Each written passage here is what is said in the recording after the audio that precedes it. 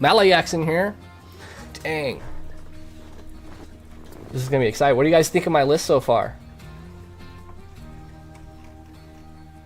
Let's talk about this. All right, let me get my... I put what I think are new batteries in my controller, guys, so I hope they don't die midway, but... And everyone, Mohawk's in here with us. Sorry, I'm trying to go down the list here. So why do you guys think I have the 64131 as a superior vehicle? I'll tell you why. It's because it's beautiful.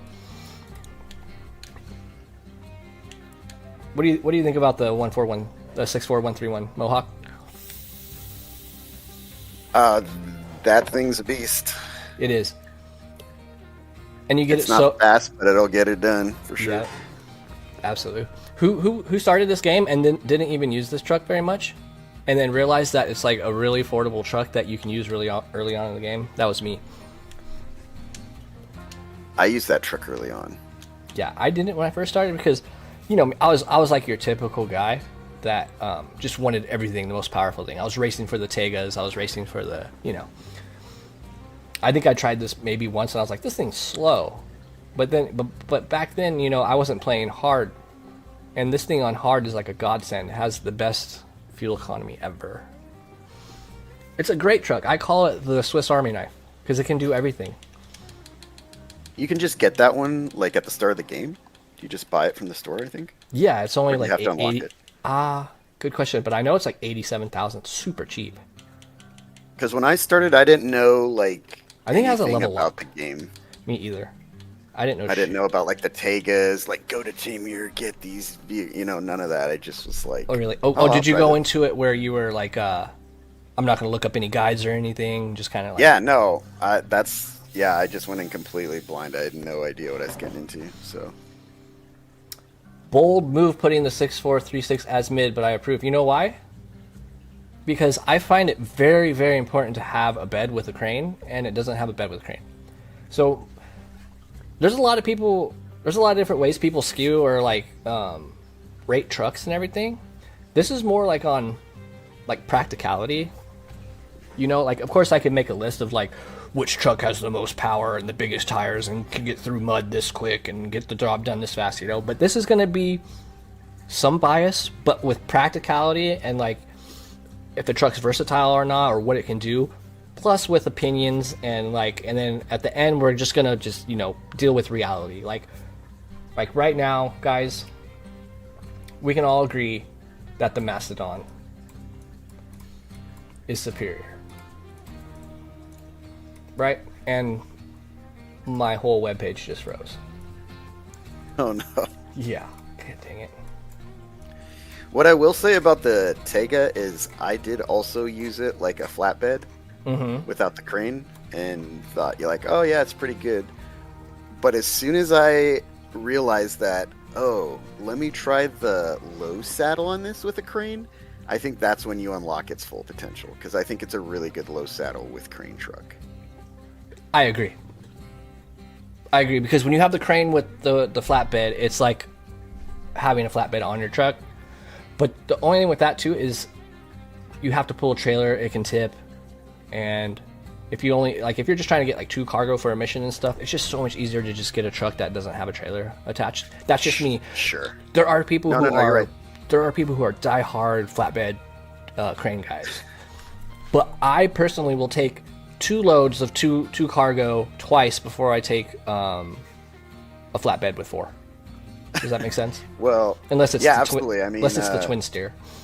If Steele was here, he would be agreeing with you because he also does not use like trailers at all. Yeah, just flatbeds.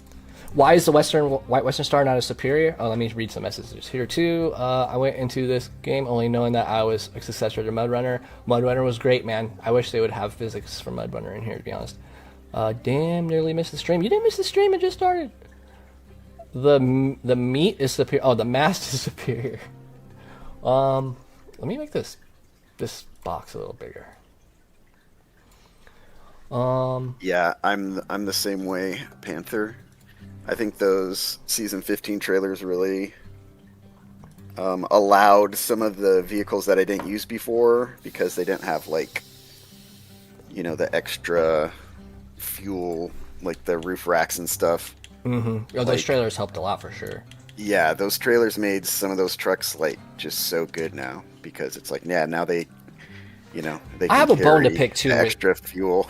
Yeah, no, they're great, and I'm glad they put them in there because I don't know what they were thinking. All the trailers in Snowrunner just feel like they're street trailers. Like none of them were made for off-road. You know what I'm saying? Like, is that even a real life aspect? Like, do people use these trailers in off-road, situations? I don't think so.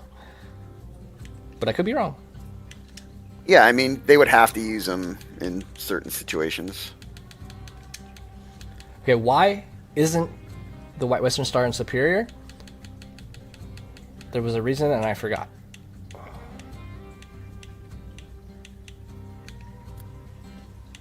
I think the White Western's Wait, I thought the White Western Star only did small logs.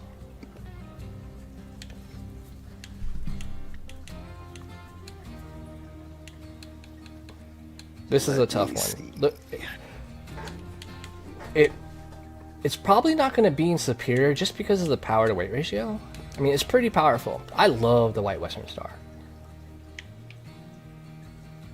It does medium logs. And this is the mix of, because people will be like, well, why is the Azob 64131? And it's just because the White Western Star guys can get stuck easier than the 64131. This is where the threshold and the line gets. I think I'd be with you on that. You know what I'm saying? Yep. Like the Azob, they can do just as much, but the Azob can just get around better and has better fuel economy. That's pretty much why the White Western Star is versatile.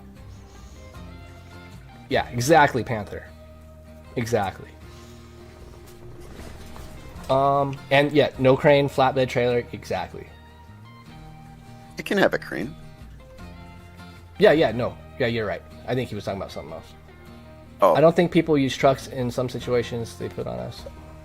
You can overstack a semi. You can overstack a semi. Where are you putting the Freightliner M916? The 916, it's a good truck.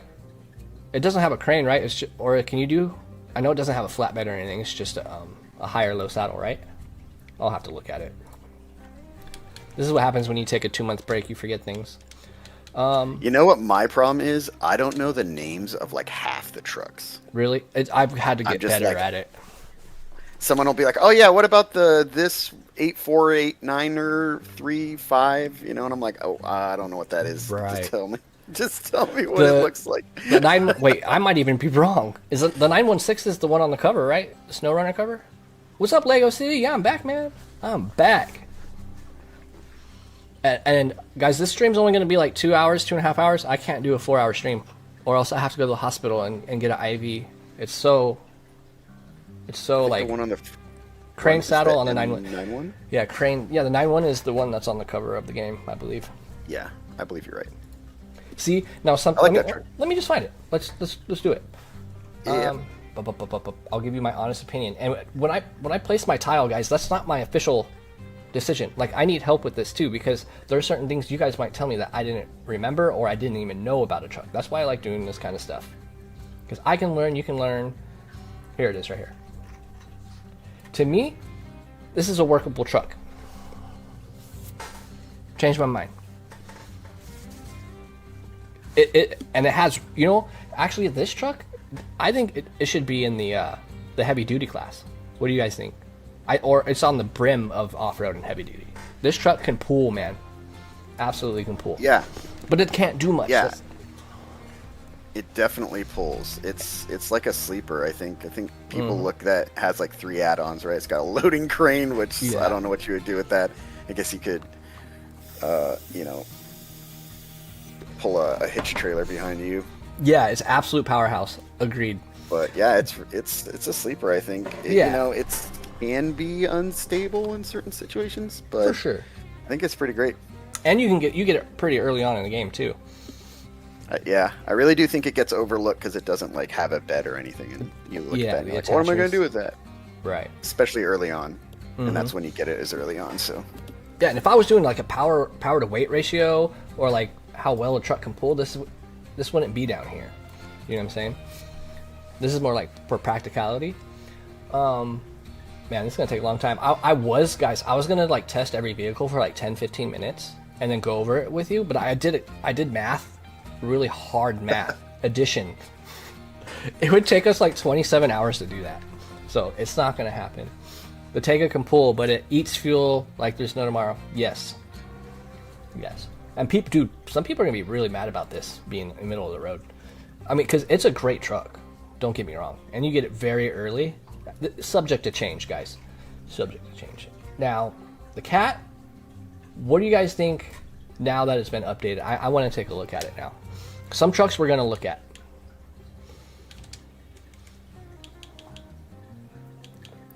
Which Cat are we talking about? The 77G, 770G. I was literally just using this truck before the stream to pull a giant, like, one of those special trailers in the newest season, and it got her done. Like, once you put some weight on it, it gets there. Like with anything. Yeah. Once you put weight on those tires, and it's powerful. And it doesn't have all-wheel drive or diff lock, right? It does. Let me see. It doesn't have diff lock. I'm certain of. It definitely doesn't have all-wheel drive. Oh man. Yeah, no, it doesn't have either. Using Tega right now for Maine. I haven't even done Michigan to the end yet. Oh, you're at Maine? Man, I remember Maine. I don't know if it was just me or if I was an idiot and it was the way I was handling Maine, but I found Maine to be harder than Tamir. But I can't remember if I did Maine before Tamir or not. But in the long run, even the second time I played, isn't Maine hard as shit? Or is it just me? The Cat does have always on diff lock. That is true. Oh, it's always on. Okay, cool. Yeah, it's always on diff lock, so you correct myself there. Now, prior, this thing would be impractical because we were talking about this yesterday. It was only used for like one mission in Yukon, and in hard mode, literally, I don't remember. Do you unlock this thing? Or you have to buy it. No, you unlock it. I would have sold this thing right away. It's in Yukon, I think, right? That's what you just said, yeah. Yeah, I would sell it. Yeah, you get it like immediately. Yeah, I would sell it. You think it's going to be awesome because it's so huge, and then you're like, what? It pulls one special trailer, and then it's like dead in the water. That's it. And then after that, what could it do? It's just a tanker, right? Yeah, it could have a fuel tanker, but it was like, it didn't hold that much fuel, if you were going to... Right. And that's why I always sold it, too, because in hard mode, I already had my 745. See? The Cat, That was even a good truck back then. I would put that one in workable if that were my list. Yeah, I think. Now that it's had its updates... You can do it. Yeah, you can do it. Yeah, I agree. you can put the saddle on it now, and that's pretty cool. So I would have before put it in practical, but now workable for sure. Maine is not hard. Why is Maine not hard? Okay, I'm thinking of the second map, those roads, because the first time I played Maine, I was utilizing the big main road, with all the ice, and you have to have big tires to go that. I think I should have been utilizing the dirt trails on the sides. There is a shortcut as soon as you enter that map that like cuts through a whole section that's like awful.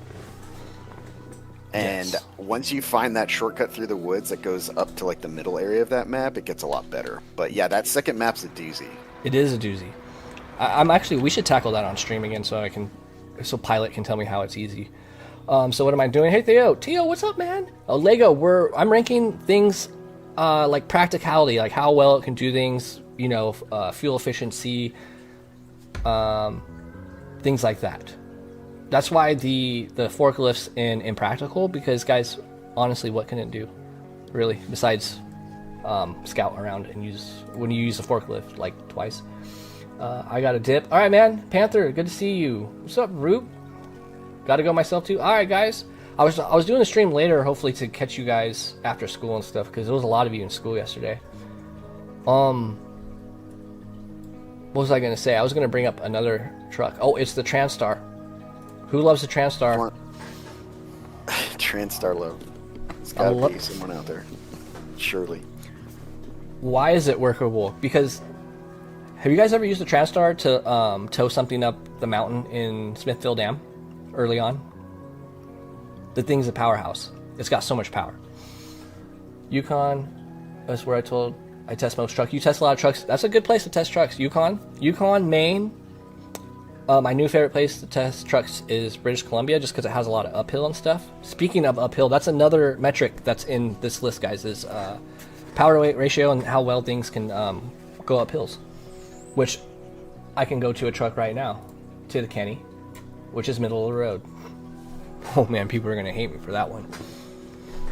Stacks, I just want to say the list on the screen is very compressed, and if you add very much more trucks on there, probably like it's already cutting off the cat and stuff. So yeah, I'm gonna start doing this. I'm gonna start expanding it. Yeah, I'm gonna start doing this, or just loading it up every time I add something. I wanted it visible at all time, at least the first few trucks, just so people can see it. But every time I add one, I'm gonna bring it up like this. You know what I'm saying? Okay. Yeah. Just so that everyone can. Yeah, I'm just gonna keep it up unless I need to test a truck. So that's probably a better idea. Yo, by the way, let the truck superstar live. Yeah, I love the TranStar. See, there's so much love for the TranStar. I'm happy to hear that. I never used any of the highway trucks, I'll be honest. Really? I don't use them much either. That was a mistake. I should have, but I just looked at them and went, what? They don't have, like, all-wheel drive? And, like, stuff like that. Especially when you first start the game, I was the same way. Yeah. I didn't use the TranStar until I played hard. So, Kenny is too long. Kenny is very long. I haven't tried it with the all-terrain tires. I also agree on the Kenny. I'm going to be honest. Really? Okay. I see a lot of people put that Kenny like, it's like the top best truck. And the first time I tried it, I couldn't believe how underpowered it was. Yes, it's very underpowered. I tried to like use logs in British Columbia is where you get it, right? I think. Mm-hmm. And I just loaded it with some logs, and I was trying to go up one hill, and I heard, like, oh, it's so good. And I was like, dude, I cannot move on this hill. Like, I know. And they released the truck on a map with, like, hills everywhere. I found that kind of everywhere, funny. Yeah. So it's great on a flat. Yes, yeah, absolutely. Swamps, stuff like that, it's great. As soon as there's a hill, that thing powers out fast. Mm-hmm. But I like that they do those kind of things, because if they released that truck on this map with, like, super big hills, and the truck had no handicap, I would just be like, okay, whatever, But I like that there's handicaps and you have challenges and like you face things like that, and that the truck isn't just like the new thing to drive and then everything behind it or in the past is just obsolete. I think they're trying to balance that. You know what? A truck I have never gotten into and I've never really tested that much is the Boar. I hate that truck. I don't think. I think I hate it too. That truck at all. It's one of my least favorite trucks in the game. Kenny I don't like how it drives at all, and it's really super fuel hungry. Yeah, that's what it was, dude. I was burning like 8 to 9 gallons. Yeah, I agree. Like the Boar is going to impractical. A lot of trucks, can definitely make it work. I don't want to drive that truck. A lot of trucks that are fuel guzzlers like that are going to be impractical, because like another metric of this, guys, is that this is for hard mode. Okay, this is a hard mode tier list. Like that gives me another example with where's the 5600 TS?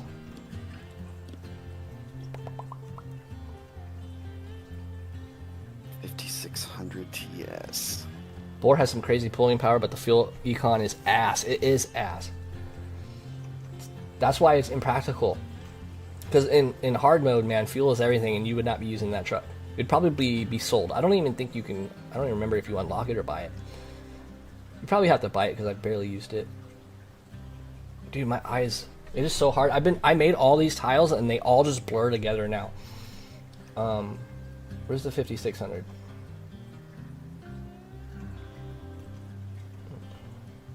Yeah, I mean it suffers kind of from some of the same stuff. I mean, it's probably the most fuel thirsty truck in the game, right? I think it is. Just like it's very powerful. I was surprised how powerful it was and like how fast it can be. Mm-hmm. But then I remember using it for something and being like, dude, where'd all my gas go? Holy moly! No, for real. The 5600 TS is also gas hungry. That's why I do keep it in hard mode, but it's my fuel tanker. But the 5600 is a beast, man. It is a beast. I don't know where to put it yet, guys. I don't know where to put it. What do you guys think? Mac defense. If you have like support for it, I would put it like middle of the road. Yeah, that's where it normally is, just middle of the road, just sitting there as my fuel tanker. Yeah, I think a lot of people do use it like a fuel tanker truck too, and I mean it's good for it, but it's going to be using a lot of that fuel. No, for real. And when I play hard mode, I play custom, and my fuel's 6 times the price of normal, so it's gnarly. We all know the Mac defense is impractical. I need to test the Mac. I remember kind of liking the Mac defense. The Mac defense is amazing. Okay, that's why I need to test it again. There's some things I just need to put on here. A lot of people might be mad about this one.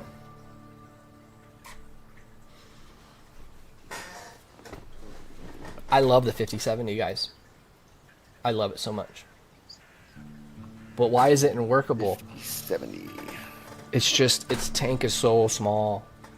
So small. So tiny.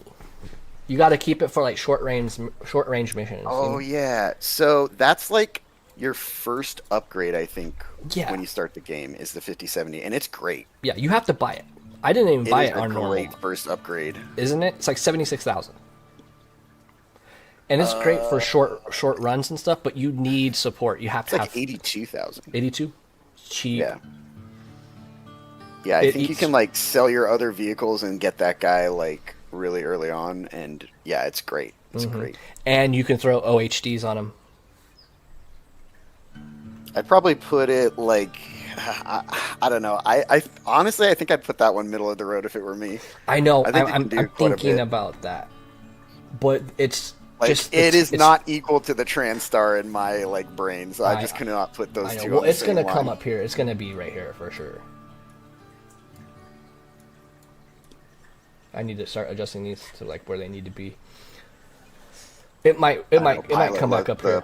We'll see what everybody says. 5070 is a good truck. It eats fuel like crazy. What eats fuel like crazy? The 5070, or are you still talking about the Mac defense? Me too, Lada. I love the 5070. The fuel econ is not even bad, and I usually have like 3 fuel trucks around. Yeah, Moon, for sure. But I'm just talking like maybe we should scale these trucks too if they didn't have support, like how they work individual. Like you're gonna have a pretty short run with the 5070. Pretty short run. Yeah. I'm trying not to pick all my favorite trucks, but It's like, okay. That's why I say it's great for Michigan. It's like a short range. You can absolutely do whatever you need to do, and then it's good for Alaska too.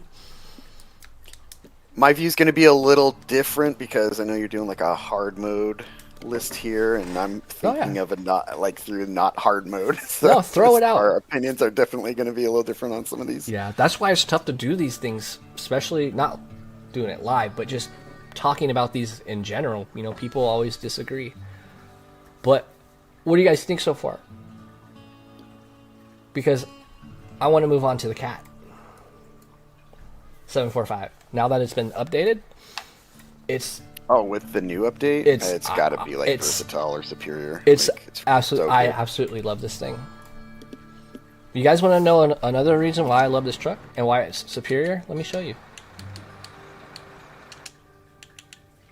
It's something I didn't know about this truck for a long time, and I just recently learned it. Somebody taught me. I don't even remember. It might have even been Pilot or it might have been Moon. I think it was Moon. Moon's in here, right? I think he showed me this. Let me show you. Show us. I will show you. I kind of want to. We'll test the money trucks out too. Like the 1 million is superior for sure. No, I'm just kidding.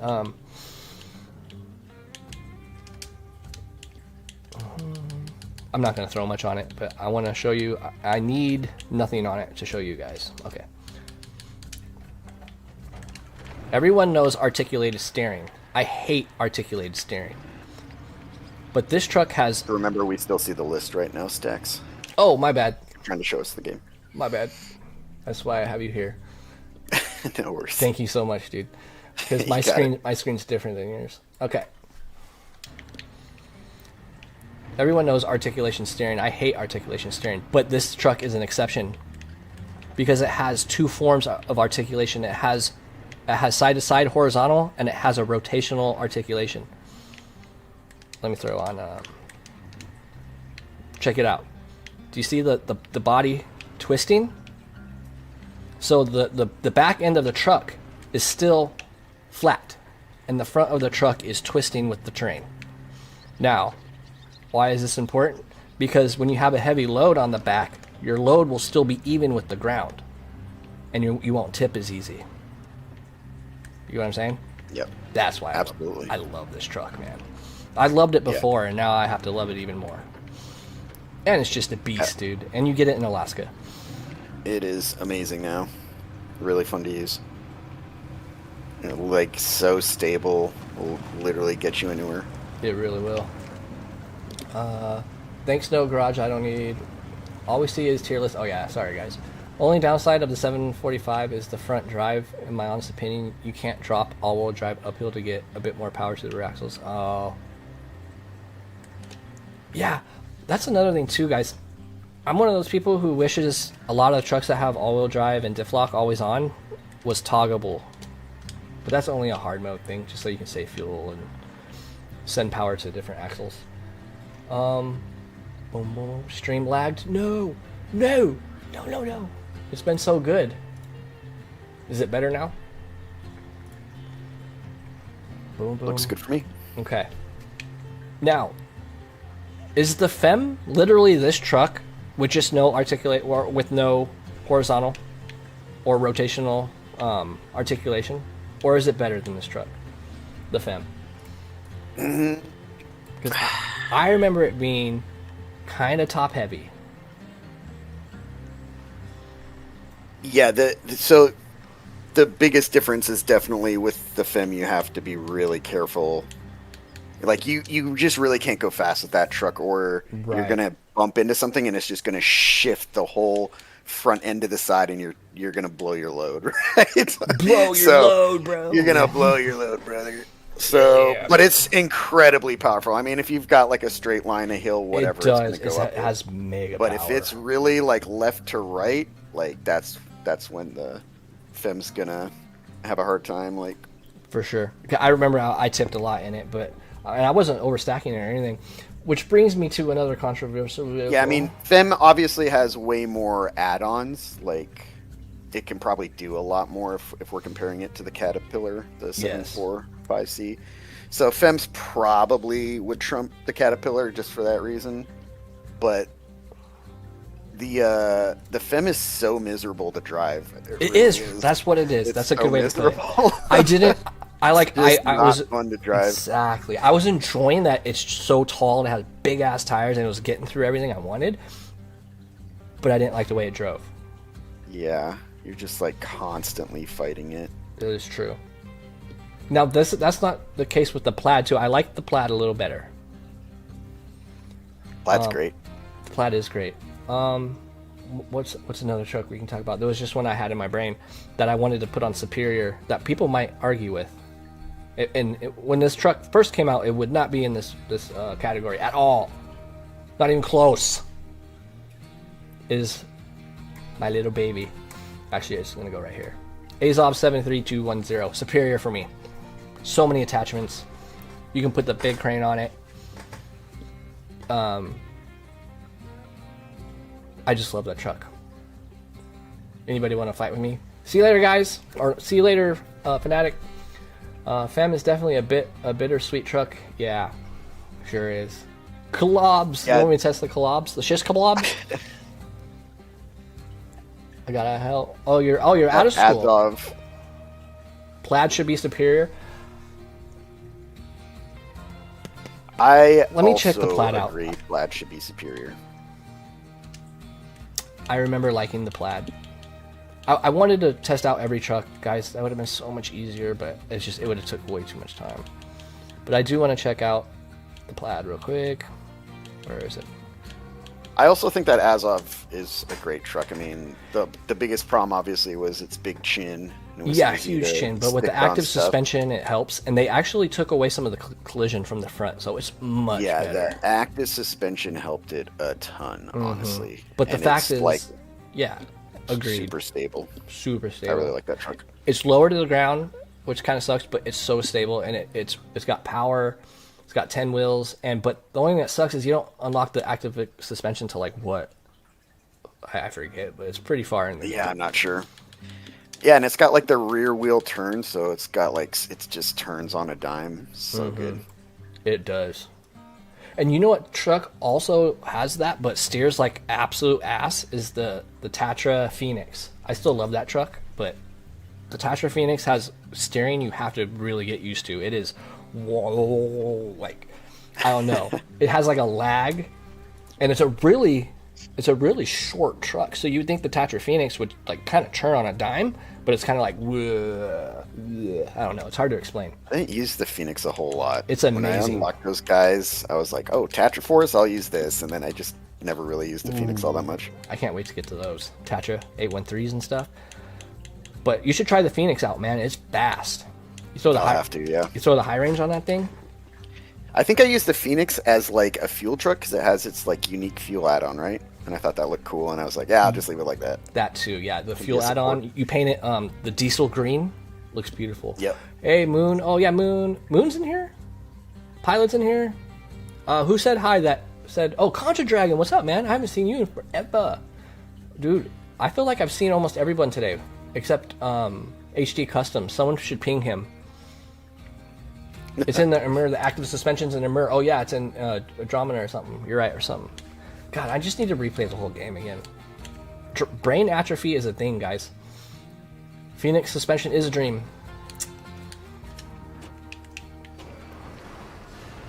Yeah, I like the Plaid, dude. It's a cool looking truck too. I think it was a truck from like the 70s, or maybe even like the late 60s. Great. It's powerful, but like not like OP powerful. Mm-hmm. But it'll get anything done. I love the hitches on it. How it's got like the tri hitches. I think that looks so cool. Yeah, it's just a badass looking truck. It is. I love it. Tons of add-ons, really powerful. Yeah, it's great. Pretty stable. Now, was it better with its stock tires? I forget the stats on the Plaid tires. They look like just like off-roads. Yeah, they are, huh? I think they're like good, but I think there are better tires you can put on.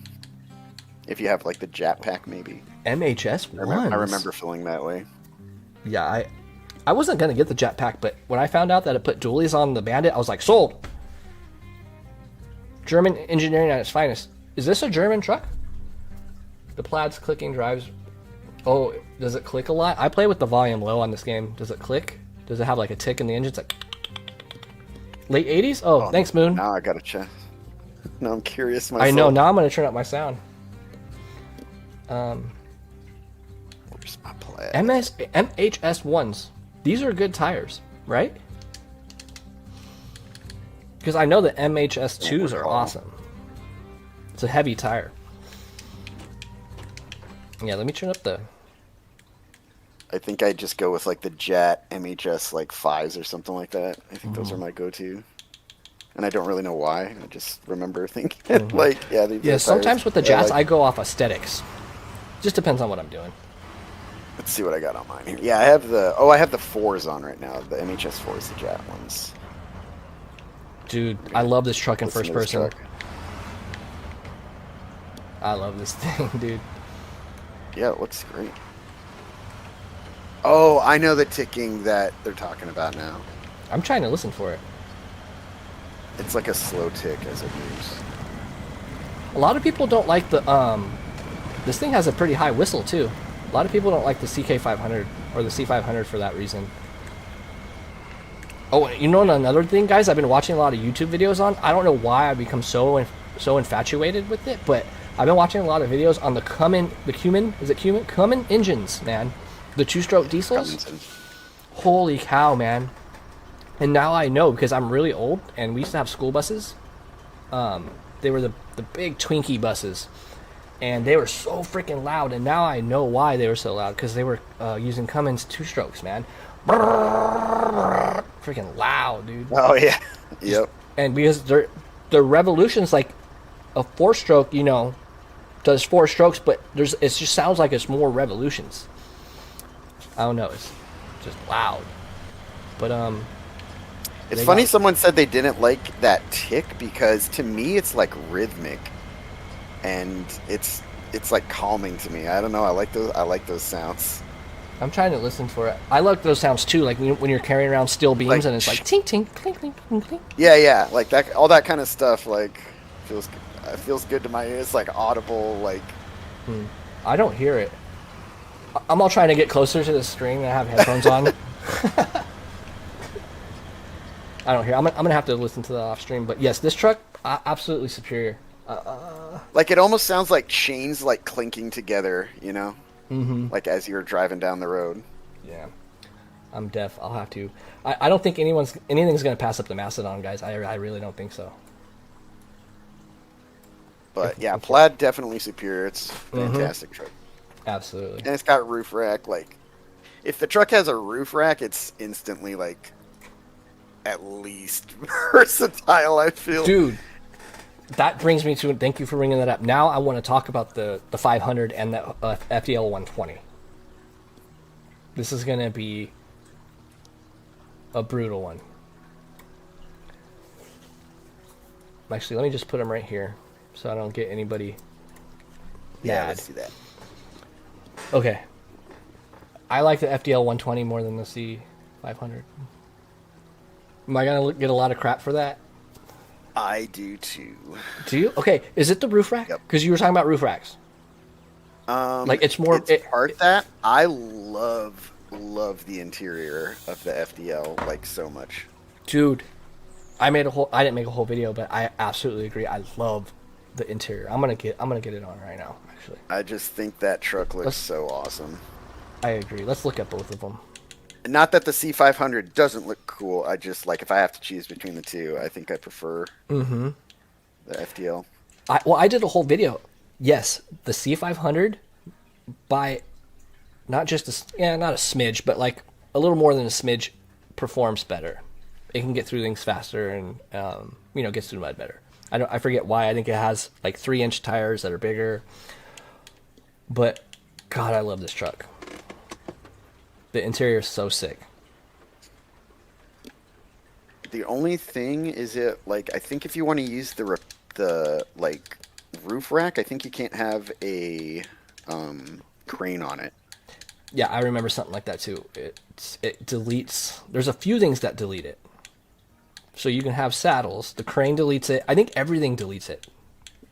Oh no, you can have a flatbed. That's cool. Is it the flatbed you can have with it?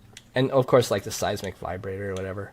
You can't have log. Oh yeah, you're right. You can't have the flatbed. Oh yeah, it has a shield too. But wait, yeah, no, so that's it gets like repair parts and the fuel and the extra wheel. Service cab, and it has a service cab. I forgot, but I never used that. I love that service cab, dude. I use that all the time too. Can you look back and see inside of it? It looks so awesome. 500 repair parts and 4 spare wheels. You'd think you'd have a little more. No, I guess that's pretty good. 4 spare wheels.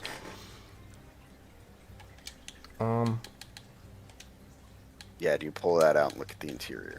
Oh, I know, it's so sick. Change the minds. Truck sounds awesome too. Like, yeah, it's great.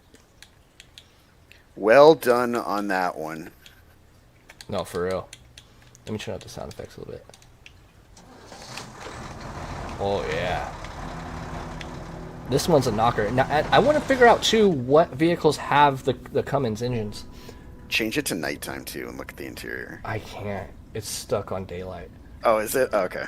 Your local. Oh, Lada loves the FLD 120. I never fucked with C500. What? You never? Yeah, you gotta, Lada, dude. man. They're both great trucks. Like, don't get me wrong, guys. I love them both. I'll just hug them. They're both great trucks, but the 120 has a little soft spot in my heart. C500 is a great truck. Link says the FLD is nice looking vehicle. Yeah, guys. I don't think I've ever seen anybody say they don't like the FLD. Or I actually haven't seen people argue between the C500 and the FLD too much. I think it's because you just love them both, to be honest. Oh, Lada has beef, guys. Whoever said the FLD 120 is sexy, I want you to know that you're right. Okay. So, I honestly think these are going to be side by side. and I think they're going to be in versatile. What do you guys think? I would agree. But I'm going to put the 500 in front of it, not because I love it more, but because it performs a smidge better. I have such little DLCs, laughing my ass off. I only have a few of the trucks on here. Oh yeah, that's right. I didn't know. I recently learned, a couple months ago, that the GMC, you can get the GMC, but you have to buy DLC to get the all-wheel drive. I found that kind of interesting. I didn't know that. Oh, that's bogus. The 6900 XD Giggity? Hell yeah. I love both the FLD. It's so sexy. It is so sexy. FLD is a beast. Okay, so everybody loves the FLD. Wow. I guess I haven't met a C500 lover that's like, screw the FLD. No, C500 is a great looking truck too. It's It just is. like, man, that FLD. Nah, for real. And if we were doing a tier list of like aesthetics, obviously the FLD would be in front. That's what's so cool about tier lists. We can do a completely different tier list of like how many, or we'll list the trucks in a tier of how they are out of the box. I wanted to do something like that, but then I remembered that, like, of course, out of the box meaning like stock, but obviously the Russian trucks with all-wheel drive and diff lock always on are going to be superior. But maybe I'll just do an all-American one. What do I want to move to next? Oh, let's talk about the Kodiak, another beloved. It's the one I was just talking about before stream. Yes. I was on my first video when I came back. If you didn't, what truck would you hop in, Mohawk? If you didn't play this game for 2 months and you wanted to just hop in for like 20 minutes and just play around with the truck, what would you get in? Just like, am I like working with it, or I just want to drive around, rip around? Yeah, like let's just say you have 20 minutes to do like one quick mission, and you just want to use I'm getting in the Jeep Wrangler. Jeep Wrangler? And I'm tearing up like the smallest road I can find. Nice. Smallest, muddiest road I can find. The Wrangler, huh? Yep. I don't think I've even used that truck. All right, It's so fun. Oh, here's the Pineapple. The truck I did a completely horrible review on. Am I blind, guys? I'm looking for the...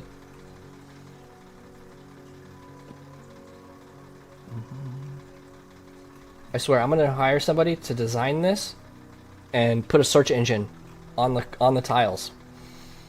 Which one are you looking for, or are you trying to keep it secret? No, I'm looking for the Kodiak.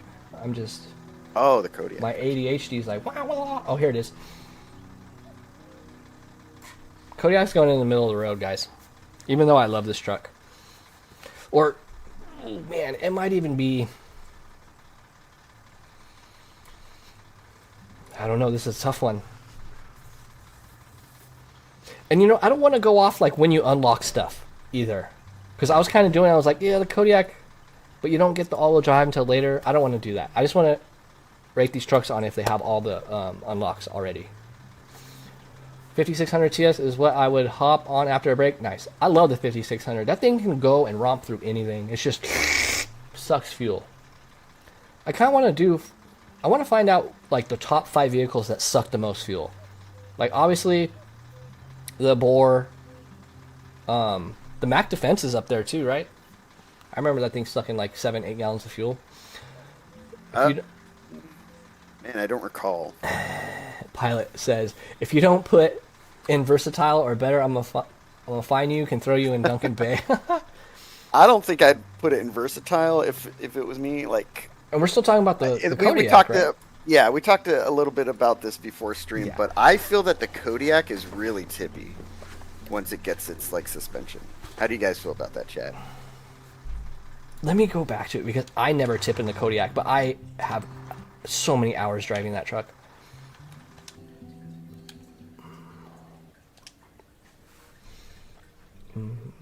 So for me, I'd probably put it middle of the road. Like it can, it can get stuff done, but like I always found that truck like really tippy.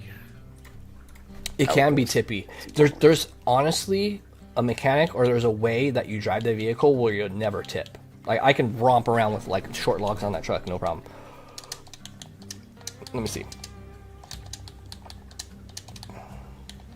Actually, I'm gonna throw the high range on it because this truck actually makes a really good scout too. I'm not even gonna lie, guys.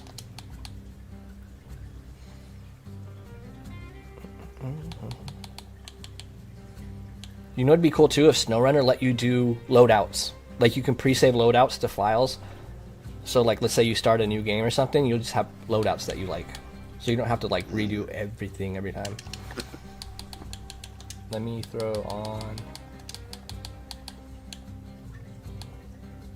I'll just do this.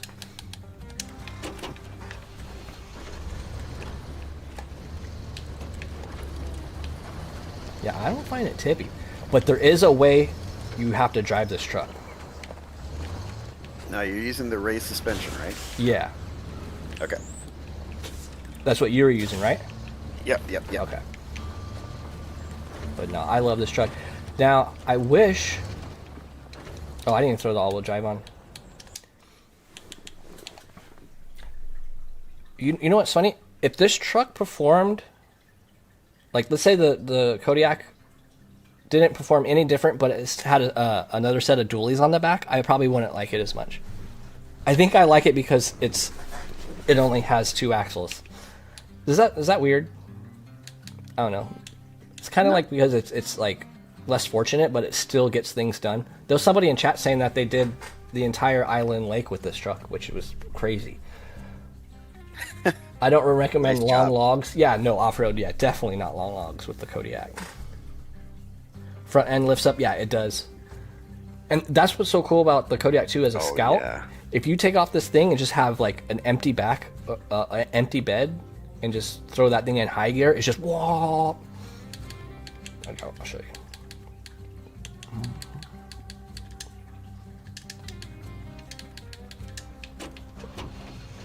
This thing romps. But yes, unfortunately, you know, it gets stuck a lot. You know, it's not the best, but...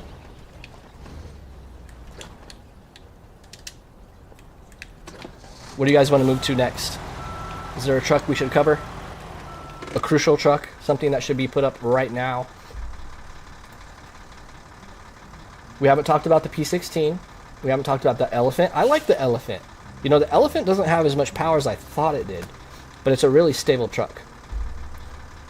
Thanks for the idea. Which idea? Like for my the... favorite truck in the game, I think. It's your favorite? Yeah, I love the Elephant. It's just so awesome to drive. I've only used it for And that's like an a hour. truck where you can really like put a lot of weight on it, and then like you're gonna have yourself like a proper battle, like pulling this thing somewhere. And it has all the tools to get it done. It's just, are you gonna get it done? Right. It's great. How was it on fuel? I don't even remember. It's just like massive. It's stable. Looks awesome to drive. Has a roof rack. Like tons of fuel.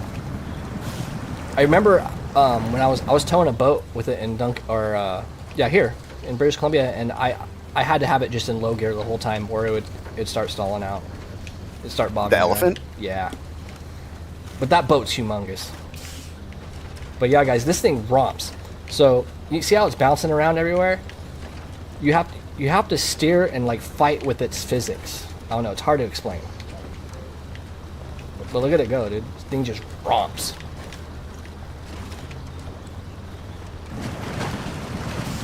But it's super bouncy. You just have to get used to it. But I've uncovered maps super quick with this thing. And it gets good gas mileage.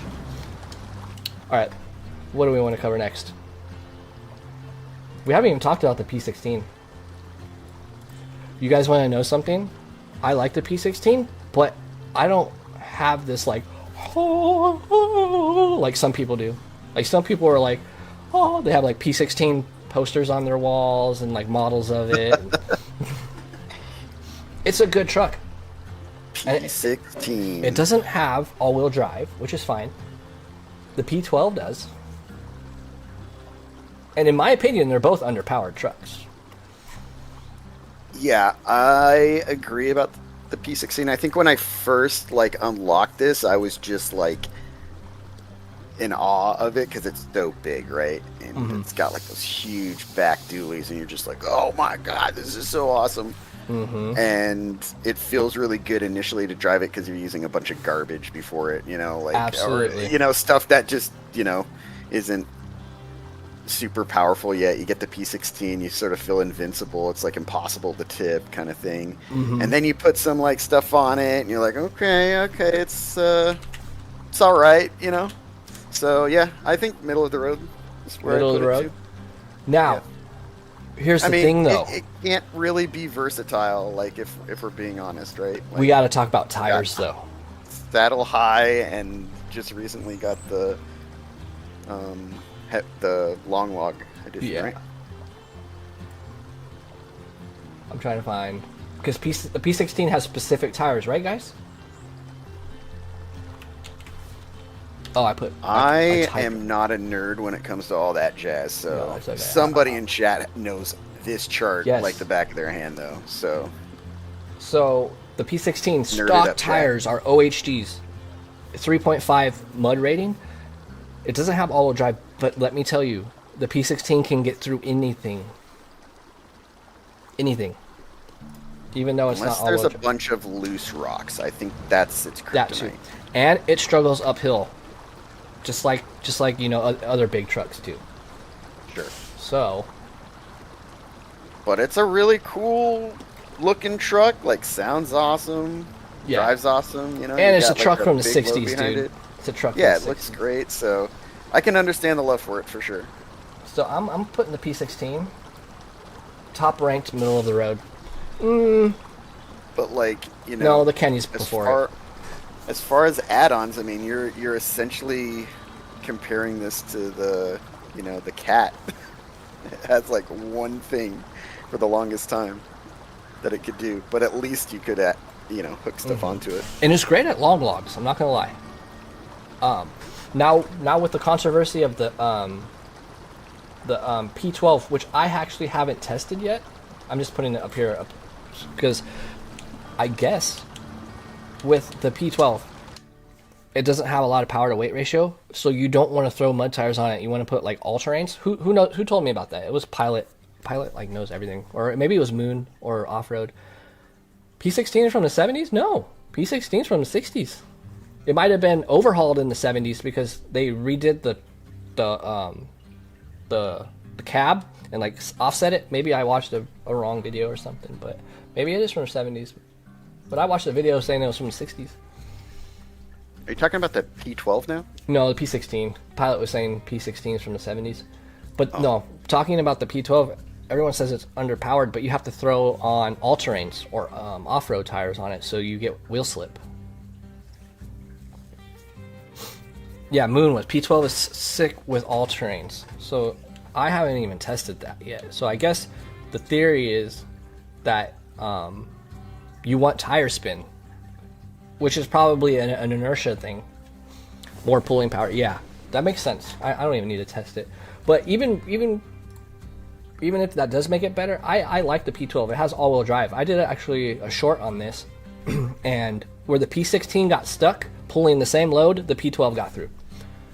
So Yeah, P12's great. I love it. The P12 is going into versatile because I just love that truck.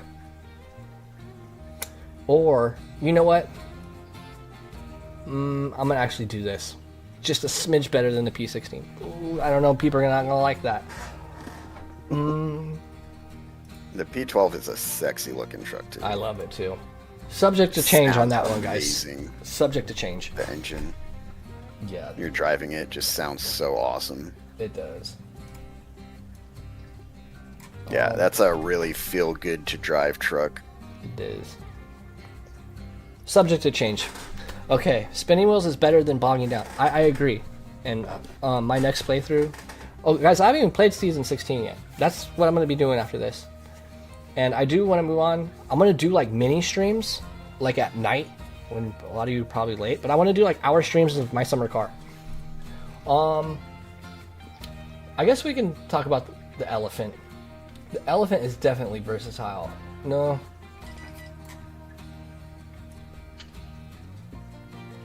I'm putting elephant in superior if it's me. Elephant's There's not a pretty- whole lot that truck Dude, can't do. it Like, really- it's aside true. from if you've got, a mission that it's just too big to get in somewhere.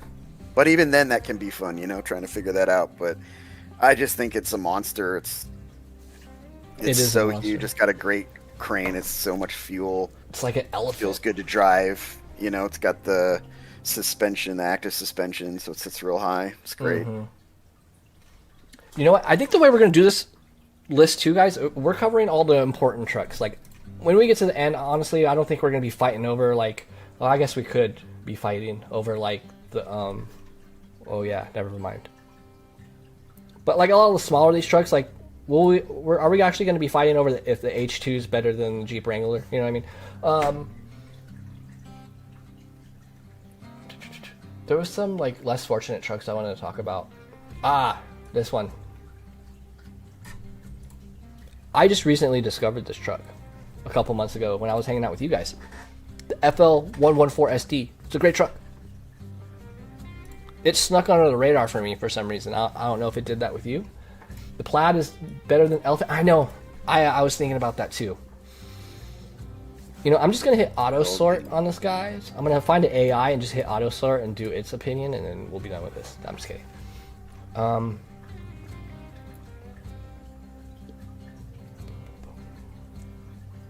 going to put this, like, right here.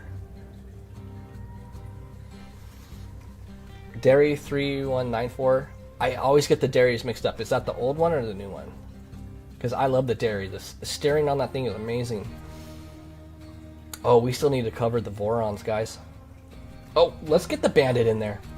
Bandit is a love-hate relationship. I think the Bandit's going to be somewhere, like, around here, to be honest, guys. Maybe even top workable. But see, I'm biased with the Bandit because a lot of people hate it. I love the Bandit because it's challenging. I like the Bandit because when you hop in that thing and you need to get to point A to point B, you are going to be fighting with physics and gravity and yourself. It's a horrible, it's a horrible. Where do you originally get the Bandit from? I feel like it just suddenly popped up, like, in my garage. I think you just buy it. I think it was a part of a DLC. Like season 8. Was it North Carolina? Something like that, yeah. That's where I'm not a nerd. Where do you get the I Bandit? don't remember, like, where things unlock and shit. I'm really bad with that.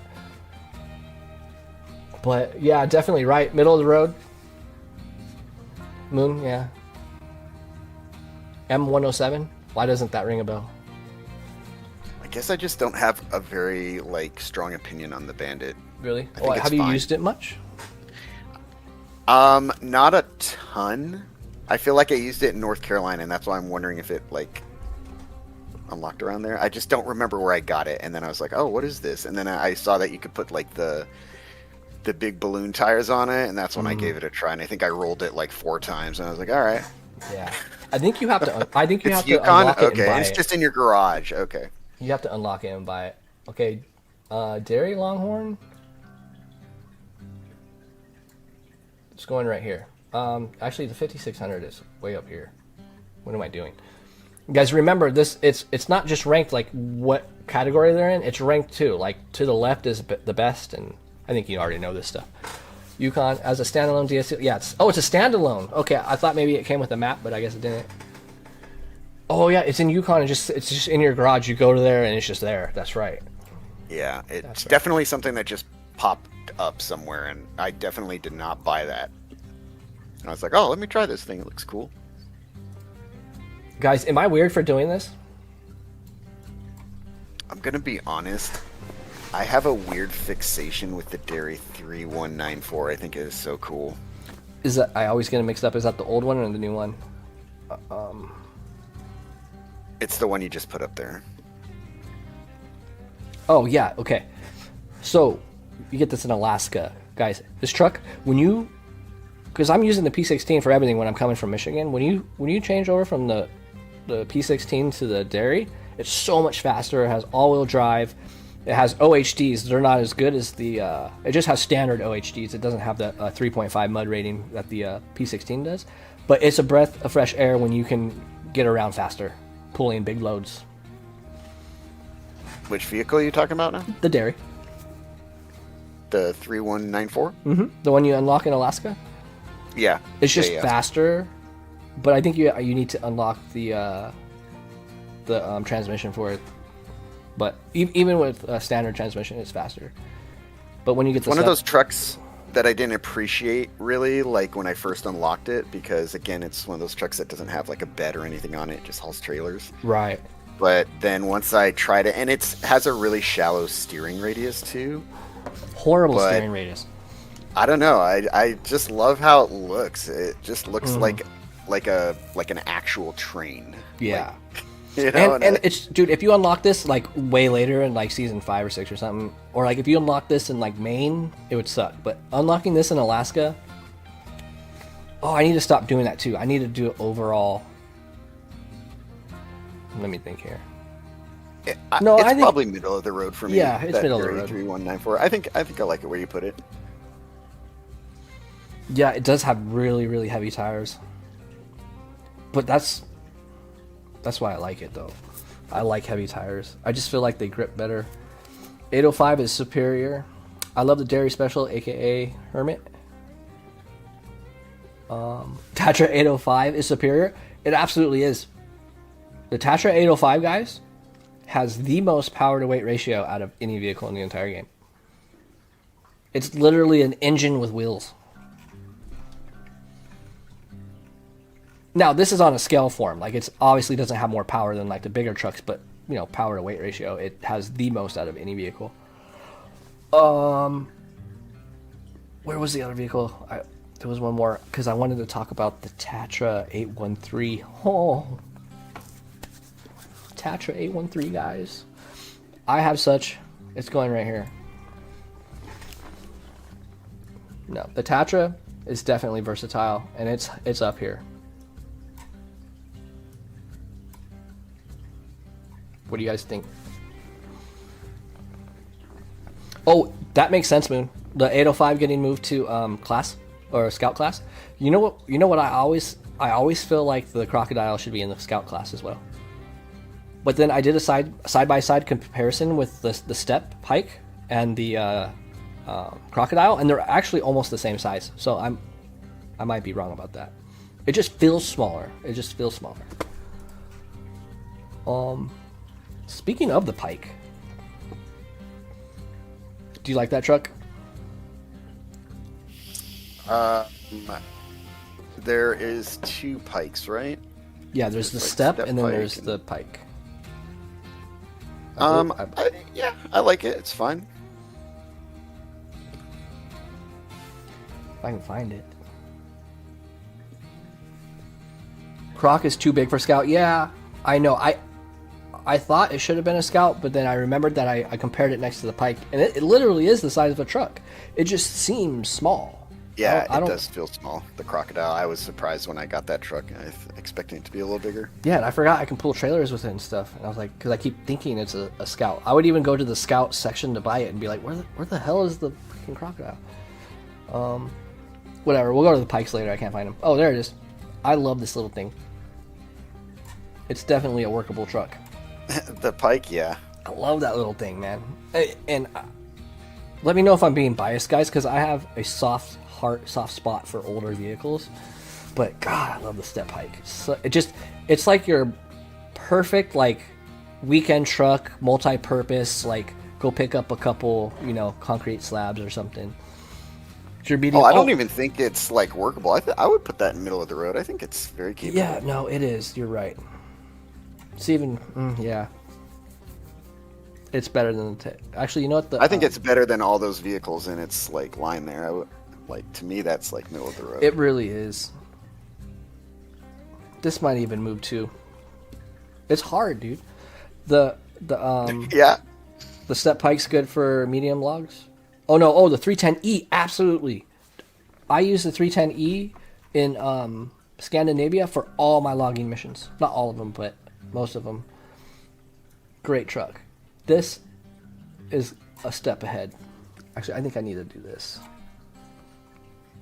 Actually, no. It's like this is hard. Or what do you guys think? Do you think that they should be back? No, it shouldn't be in front of the dairy. The 310E is definitely better than the Pike. But the Pike is lighter, it's smaller, it's more... Oh, the Zix 605R is definitely... Oh, but the attachments. I was going to put it superior. Let me see something. I shall be right back. Yeah, man, take your time. 310E is my go-to medium long truck. Absolutely. Oh, what's up, Joshua, man? Yeah, it's been a long time. What's up, man? Welcome back. 310E engine, the Voin feels so strong for having 150K. Really? I need to check that out. Because I always love downgrading engines if it's a good thing, you know, because it saves fuel. Yeah, but we're not going off just power. That's the thing. That's what makes this hard. We're not going off just raw power.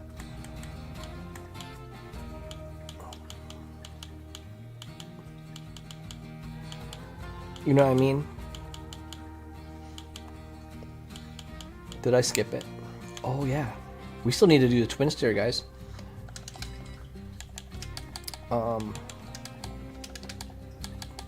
See, I also need to keep in mind attachments. There's no... It doesn't really have... I mean, you do have trunk supplies. The fuel, it is a glorified rescue vehicle, absolutely. But you can't do much with it.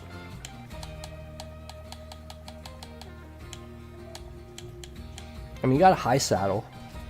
That's a hard one. Yo, Customs, I was just asking where you were, man. Finally, now we have everybody in here. Are we missing anybody? We got Custom, Moon, Pilot, Lotta. We got everybody. We got Lynx, Moon. All you new guys. Oh, you guys see that I have a little donation thing up there? So what I'm doing, it's called Switch to Steam. Because I feel bad for all the Switch players that aren't getting updates anymore. So whatever you donate, and whoever's in my Discord that owns Switch, that has a computer that's capable to run Snowrunner, I'll buy you Snowrunner. And I'm doing this all the way up till Christmas. Limited supply, guys. But if you donate, it's all going towards that. And it also goes towards anybody who has, or who doesn't have Snowrunner. I'll buy it for you. Yeah. I mean, I'm obviously not going to do it if like 4,000 people come in here and say, I don't have Snowrunner. But like, yeah. I'm going to maybe like two a day, maybe 1 to 2 a day. But you know, we're going to make sure they just go to people who like don't own the game or have a Switch that Saber abandoned them. And if they have a PC that can run Snowrunner, they should have it. Because I want to keep Snowrunner alive, guys. That's my goal. Want to sell TS? No, I'm just kidding. West Side Traction Super. What is the WSTS? I'm brain farting.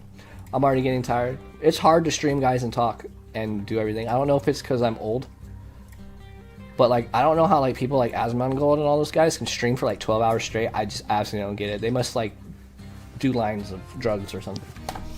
Oh, we're back into the 605R, huh? Yeah,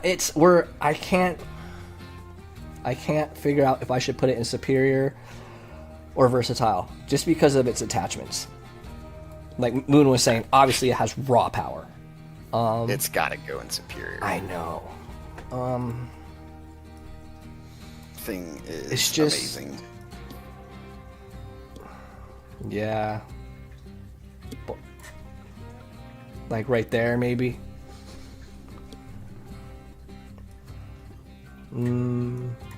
Like, definitely. It's like as far as like what it can do, like versatile. It's got to be ahead of the Elephant, I think. Like Elephant is basically just like a high saddle. You're right. It has more attachments than the Elephant. Absolutely right. Yeah. So like, Western Star can it do more things? Yeah, it's probably ahead of the Elephant. Yeah. Okay. Oh yeah, Western Star Twin Steer. Okay. Let's go to the twin steer. I used to hate this truck. Yeah? Love hate with it or just straight hate? Well, because I fell in love with it later. I never ever kept it long enough to get the all-wheel drive. And that's another vehicle that you unlocked the all-wheel drive like 7 years later. I didn't like the truck during the time where I only wanted all-wheel drive, diff lock, 10 wheels of vehicle. I didn't care, you know what I'm saying? So I would always sell it. Right. But it's awesome. It's literally a flatbed trailer with wheels. I just couldn't believe that it was like it holds 4 things. Oh my goodness! I know. I thought the same thing, but I was trying to get around with just diff lock, and I was probably putting stupid tires on it. But it actually gets around pretty damn well with just diff lock. I'm not gonna lie.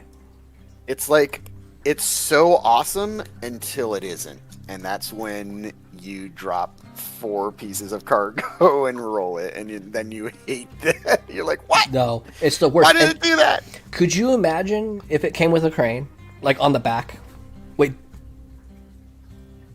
was that a dream? I had a feeling I saw a twin steer with a crane on the back. Maybe it was a mod. You're probably thinking of the Atom. The Atom's almost You're right. I am thinking of the Atom, which is an amazing truck. I love this truck. This is probably one of the Atom's great.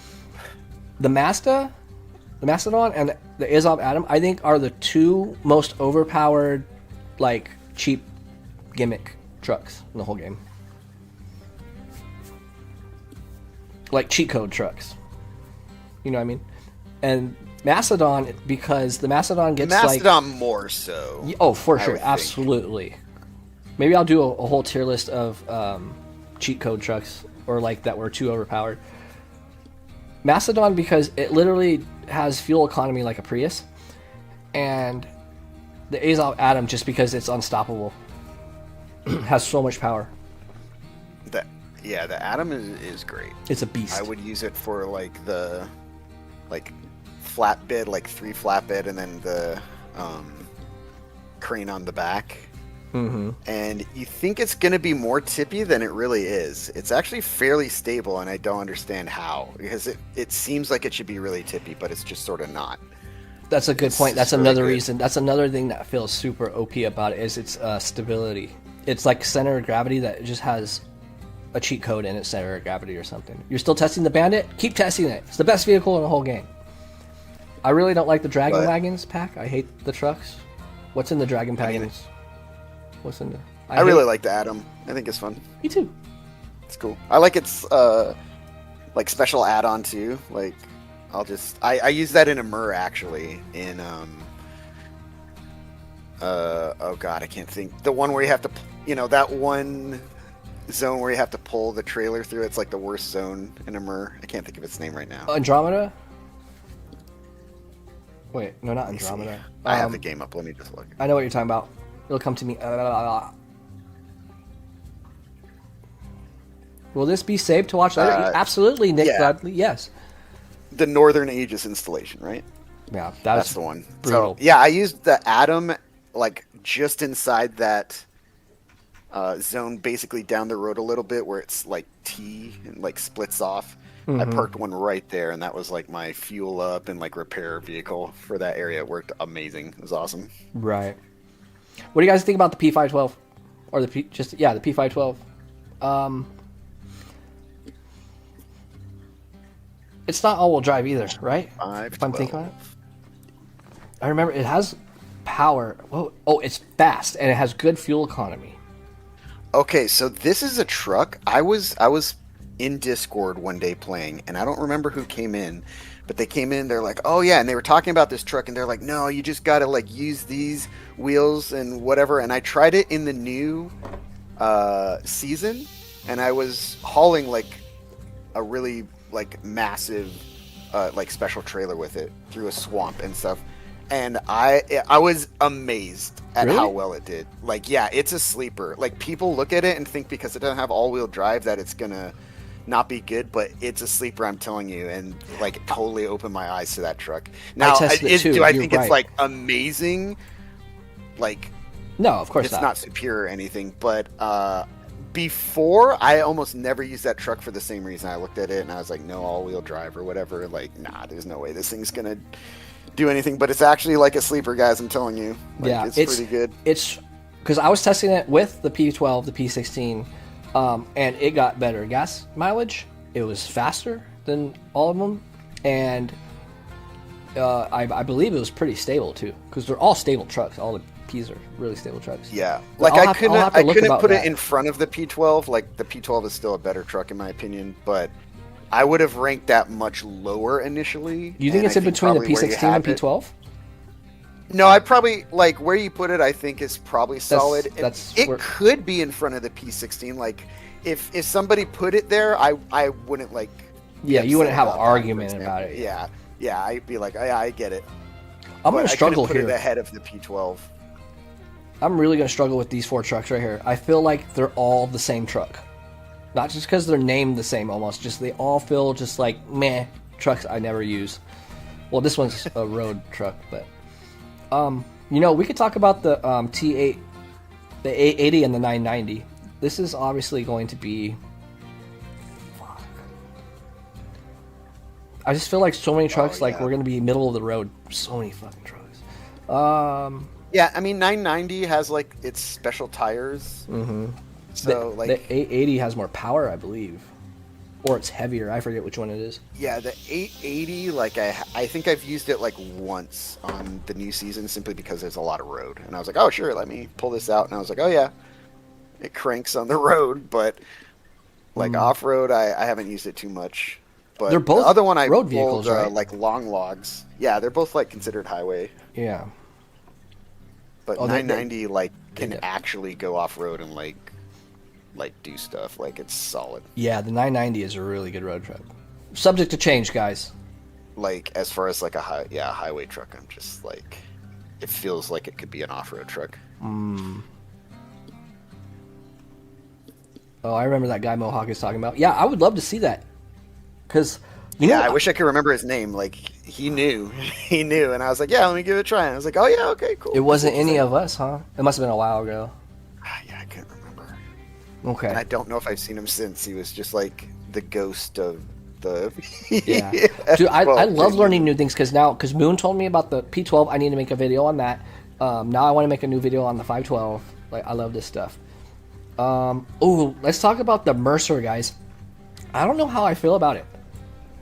Cool little truck. It feels cool little truck. Really love it. It is, but it felt underpowered. Did they do any updates to it? It felt like. I don't think it was underpowered. I think maybe like people were. I feel like it belongs like to me. It just sort of felt like. It's a good truck. Don't get me like wrong. A mid, like work vehicle. Like you can use. Mm-hmm. Like I feel like it needs to be. Like it needs to be by the 5070. That's where I feel like it belongs. Like right there. If it was me, it would be in middle of the road, easy. Really? I used that in season 15 a lot, actually. How's the fuel tank on that? I think it's low. I don't think it's super high. Let me look. Crap. I think I'm gonna have to put. Things are changing, guys. My brain is changing. It's got 64 gallons, and then it has a roof rack. That's not bad. But it's got like its own cool little unique bed, and it can have like either the 2 tires back, yay. in front, or it can go with the crane. I think it can have a crane in bed. Or maybe it can't have a crane in bed. I think it's just crane and like low saddle kind of thing configuration. But I think it's a solid little truck. I did a lot with it. I think it's really cool. Mm-hmm. It has it has like the Indiana Jones like maintenance frame add-on, and that shit looks so cool. Yeah, I know what you're talking about. Yeah, you know what I'm talking about? I don't want to go off aesthetics. I know. I keep trying to fight myself. You're right. I keep fighting myself because I want to put aesthetics. It's workable. I think it's middle of the road easy. Okay, I agree. That's just my opinion. I mean, you can put it low, middle of the road, but I think it needs to be in middle of the road. I'm not going to get too technical. We can do fine tuning later. I just want to get everything in like the general area where it should be, and then we can like nitpick. You know what I mean? Sure. Yeah. And one more time. Sorry, I'll be right back. Yeah, man. Take your time. We're going to be here for 18 hours. The horn is perfect. You know, I was talking to my lady about the other day because it's not really prevalent like nowadays, but like back in the days, I'm talking like late 90s, early 2000s. This is when like, you know, me and all my friends were getting their first cars, you know. All right, I'm back. And it was just funny to see cars that like generally have like, you know, 300 horsepower or something, you know, like a Chrysler. And then they would go to honk their horn, and you see this like beefy car, but it'd go meep. You know, I always found that funny. And ever since then, I always made sure the car I bought, the horn was the first thing I would test. Because if it had a horn that went meep, I didn't want it. I wanted an actual horn. That's funny. No meeps, guys. Mm-hmm. Oh, and if we were doing a horn tier list, the P16 would be like superior, first place. Nothing can beat that horn. 27 hours. Yeah, that wasn't gonna happen. We were gonna have off-road and like everybody come in here and help me load up logs and like test every single truck. Nah. Okay.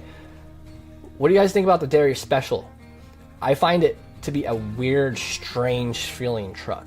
It's super heavy. It feels like you're driving a cast iron tank. Train horn, absolutely. But like, yeah, what's better than a train horn? So I guess nothing really could beat the P16 unless someone put a boat horn on one of these trucks. It's all boop. But I think the Dairy Special, Special would be in versatile for me. It is versatile. It's definitely above. It is a good truck. It's powerful. It's powerful. It does have powerful. I like the water attachment. Massive gas tank. It's just, it feels like the front end is just made out of lead. I need water.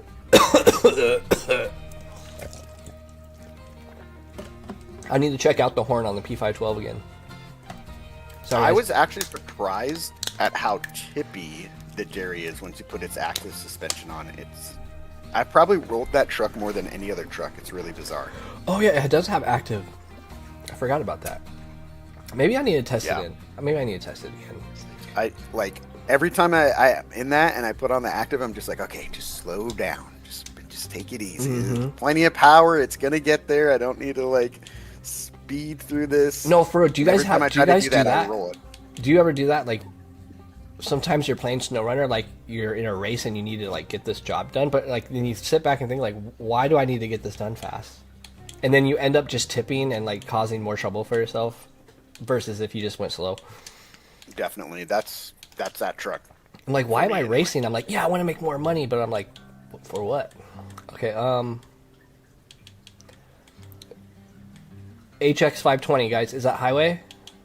I wanted to look at the HX520 because it's not ringing a bell in my mind. This one.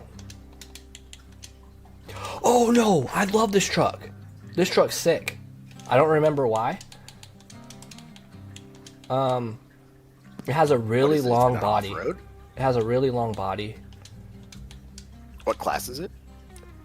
It's I forgot already. Heavy duty, I believe. Or heavy duty. I think it's heavy duty.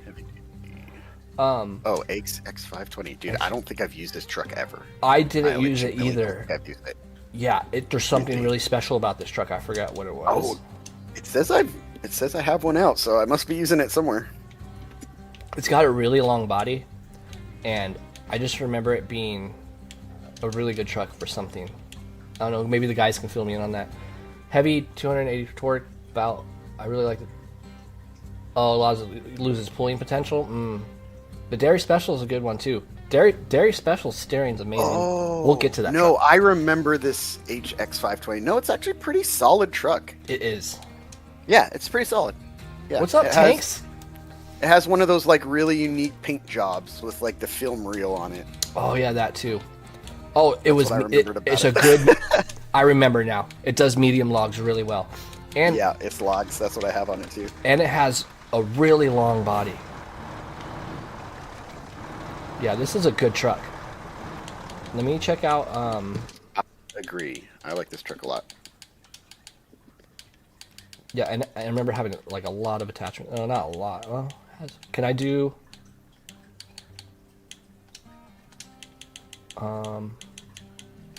Yeah, you can do trailer bed. Oh, dude, yeah, I remember. Yeah, I like this truck. I need to do another playthrough. Like when I do season 16, I want to bring this, and I want to kind of get away from like bringing the Kodiak and the Bandit and stuff. I want to like do a whole playthrough of season 16, just bringing trucks that I just discovered that I liked or something like that. 114, dude, you like that truck too? HD, I love that truck. I recently just found that truck. I think we actually talked about that truck when I did my short. That thing flew under the radar. So there's HD. I didn't see him come in. Yeah, he's in here now. I was kind of getting worried. I hadn't heard from him in a while. So where's the HX520? Hey, the list is getting smaller, guys. Maybe we can just crank this out all today. Screw it. Let's just go to like 5 o'clock. Let's get this done so we can move on. And then it'll be all in one video. So that'll be better. HX520.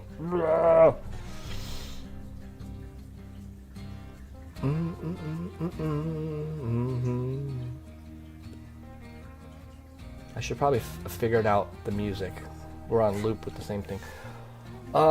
That's not where I'm putting it. I honestly think I didn't see where you put it. I didn't put it anywhere yet. I honestly think it's like up here. Like right here, to be honest. What do you guys think? Subject to change.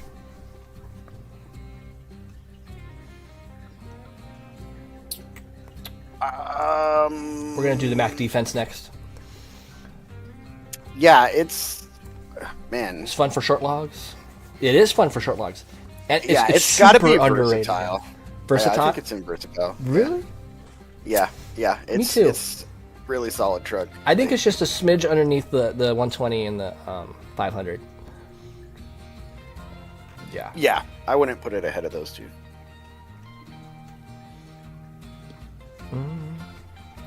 Oh, you guys are gonna hate me for this one.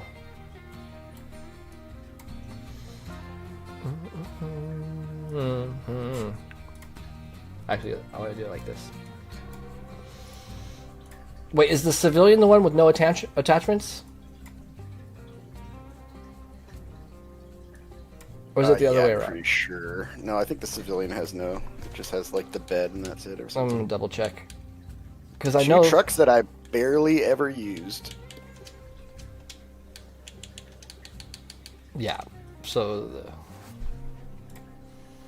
On like civilian. Oh no. The civilian has like fuel tank add-on, high-low, hydro saddle, van body. So it must be the other one. Yeah. No, yeah, the civilian is the better one because it has more attachments. But they both suck. I'm not going to say suck. Look, the A&K is badass, okay? When you get it early game, especially when you're going from like the Fleet Star that's not upgraded all the way and you go straight to an A&K with the mud tires. Or is it off-road tires that it has? I think it's off-road. Off-road, yeah. Anyways, it romps, dude, but it sucks fuel. It has, what, a 57-gallon tank? Like, yeah. It's workable. You can use it for I'm actually sad I didn't use these vehicles because I think they're, like you said, they're like, it's really rompy. It's like cool little like short range vehicle. Precisely. And you but I love just it, too. never used them on my playthrough until like. Yo, what's up, Navara? That's you, right, Navara? Sorry, man. No, you're good. But yeah, and it's tippy. The guy said it's tippy. It's tippy. Yeah, it's fuel thirsty, and it's I think it's tippy because it romps so much. Like it's easy to like drive fast. Yeah, and the race suspension is pretty gnarly on it. Oh, what's another tippy vehicle? But I love. But that's how I feel about the Kodiak. Like same thing. Yeah, the Kodiak, you could overcome that though, and it's the only truck I've ever done that with. Like I've tried with other trucks, but the Kodiak, I need to make a video on that. Where is I'm gonna be royal? Where is it? The BM17. Yeah, they're royal. I think that's gonna be up here. Now, if they released, I'm so dyslexic. It comes with all-wheel drive. It doesn't have diff lock. Yeah, it comes with all-wheel drive. Yeah, it's got one but not the other. Could you imagine if it did? And it That's another truck that is really tippy if you put the race suspension on. I always have lowered on it. And this truck is the fastest off-road vehicle in the game. You throw a high range on that thing, it hauls butt. The HX 520 costs $172,000. Is it that much? Holy ball sacks! That's a lot of money for a standard U.S. truck. For that money, you can get trucks with OHD tires.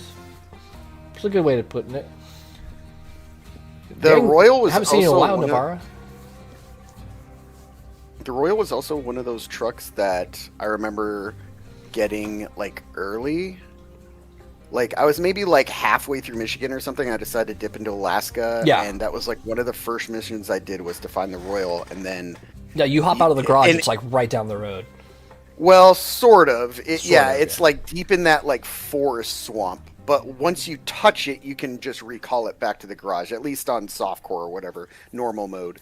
And so I did that, and then I was like, whoa, this is a really cool truck, and I started using it for a bunch of stuff. And the first time that I really rolled it, and it made me like Alta for the game, it was on Smithfield Dam, and it's the mission where you have to go way up into that top right corner. Base up there, and there's that one hill like right before the drop-off point that slants really hard. Yeah. And I had the Royal raised, and I just rolled right there into the forest, and I was like, "Oh my god!" That's interesting. I've never went backwards before. Like because you went to Alaska, got the Royal, and brought it back to Michigan.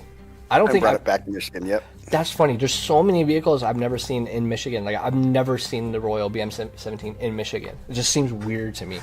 Not weird, but you know what I mean. Well, someone was asking earlier too, like, why is this truck and this thing? I forgot to answer them. It was the shit. Was it the Kenny? I'm surprised you're not taking more heat for the Kenny. I'm not taking much heat at all. This is boring. Yeah. I thought we were gonna fight, guys. The 440 is my favorite truck in the game. The 440. Why is that not? Yeah, see, that's what I'm talking about. Someone will say something like that, and I'm like, dude, I have no idea what that is. Yeah, like, just call it the Plaid. Yeah. You were so excited for it? Nice. How's your Navara? You still have your car? Is it still running? I was very humbled the first time I used the Royal. The Royal is a really good truck, especially in Alaska, but it unfortunately loses its purpose because, if they put diff lock on that thing, it'd be a good truck. We definitely have to cover the... Truck. I haven't used the... Damn, I need to play... I'm going to need your help with these guys, like the Hillbilly or the Hib. This thing I'm going to need help with because I barely tested it. Ooh, let's go. Yeah, so that thing is weird. It's super bouncy, very powerful, but like it bounces all over the place. And because it's so bouncy, you think like it should just be tipping everywhere, but then it's like the Atom where it's just like it doesn't. It's like bouncing all over the place. I don't know how I'm still on my wheels. I don't get it. Yeah, totally agree. But like I don't think it has a lot of add-ons. Let me see. I know I have one in the garage. It's an off-road, right? The Hibbit or something like that. I need to test the Pinnacle more too. I liked the Pinnacle. But I wasn't impressed with its performance. But I guess I had the wrong tires on it. Or the wrong size tires. But I love the medium setup that it has for medium logs. The crane and the whole rack, it's amazing. I need to test that truck out more. But I think it's... What class is that Hibbit in? I don't know. I like literally can't find it now in my fleet.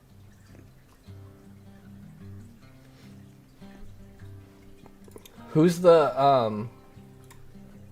someone said White Western Star? Oh, the White Western Star. What about it? I used the Royal to recover the White Western Star. Oh, there it is. The Bilbert. Okay. You brought back the BM17 to rescue the White Western Star? That's actually not a bad idea because that thing's a bitch. Last time I used the P16 to get it out, and it was not an easy task. You would think it would be, but it was not. But rescuing the White Western Star is a biatch, especially in hard mode. Yeah, that Bilbert, like, I'd probably put it in,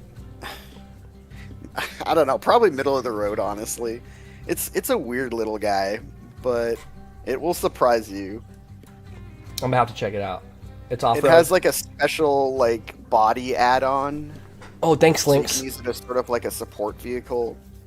I don't know that I've used it for anything else other than that. Maybe like it's like hidden potential, but I will say it's pretty powerful, you know. I'll have to and test it as out. bouncy as it is, it's fairly stable too. So That's important.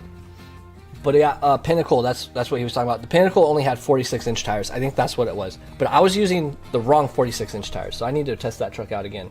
But I love the concept of the truck and the way it looks with the medium setup.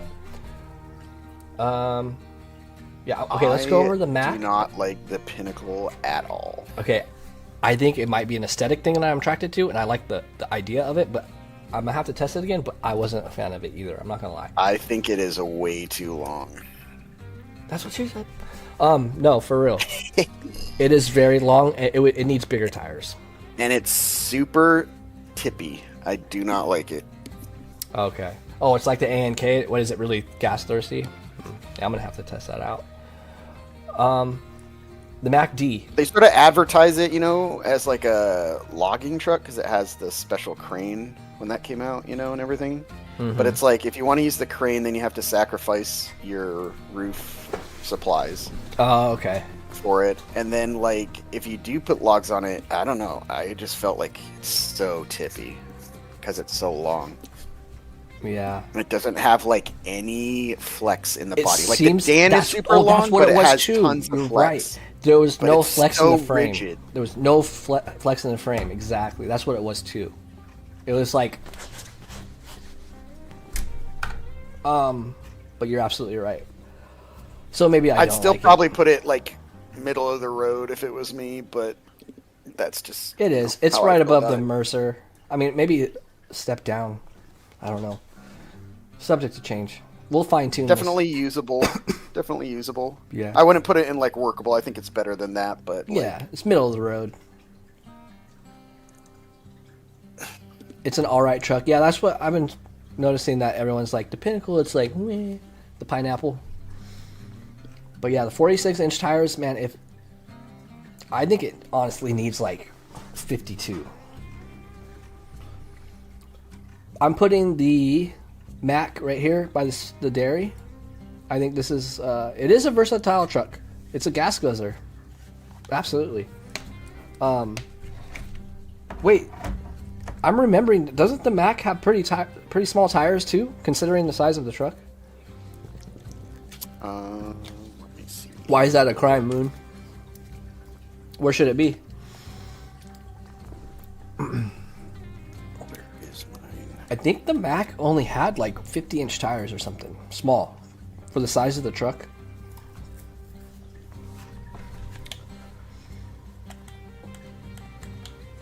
Is the Mac a heavy? I forget. No, it's off-road. Yeah, it's off-road, yeah. It has 47s. 47C? Yeah. But the Mac Defense is amazing. I love it. It has the active suspension, I think.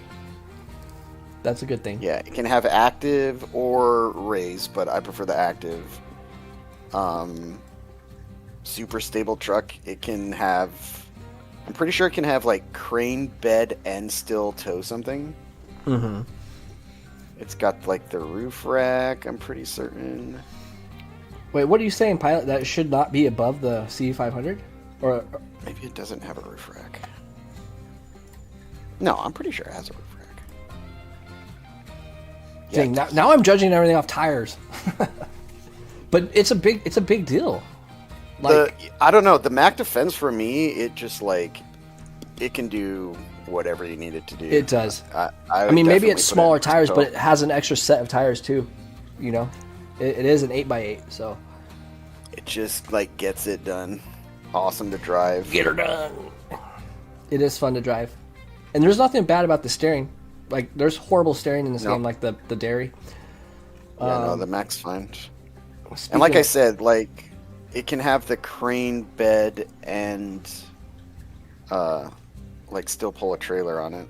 I'm pretty certain. Let me sure. double check that. do you guys think this dairy should just be a Liar. step ahead of this dairy Yeah, that's- of the 3194? The steering is kind of funny because one has horrible steering and the newer one has way better steering. But I guess that's probably something they took into account and fixed. But I like both Derrys. Ooh, we still need to talk about the cats. That Derry is like really a cool truck. Yeah, where you've put it is probably where I would put it too. Yeah, I think it's safe. I'd probably put it ahead of the 512 there if it was me, but I think it's a cool truck. I think like when it first came out, it was like lacking something, and then they changed it, right, chat? They did something to it. Yeah, I'm pretty sure it was like they gave it like another engine or something. After it originally came out, and I think it's pretty solid. We haven't touched the Fleet Star yet. Okay, save the best for last, right? I'm looking for the Dan.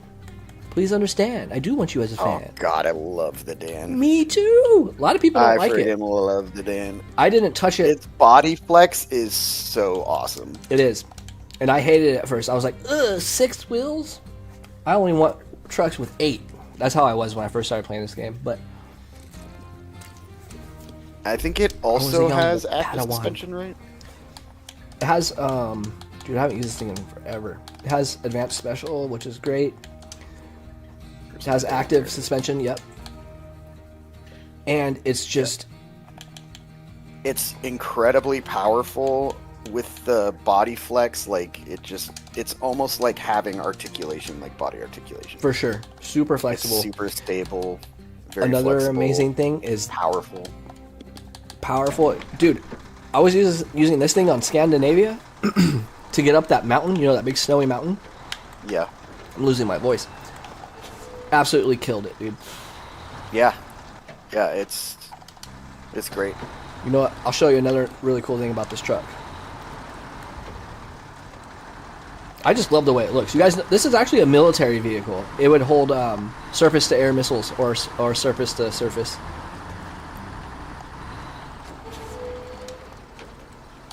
I use the Dan as like a high or low saddle kind of thing. Mm-hmm.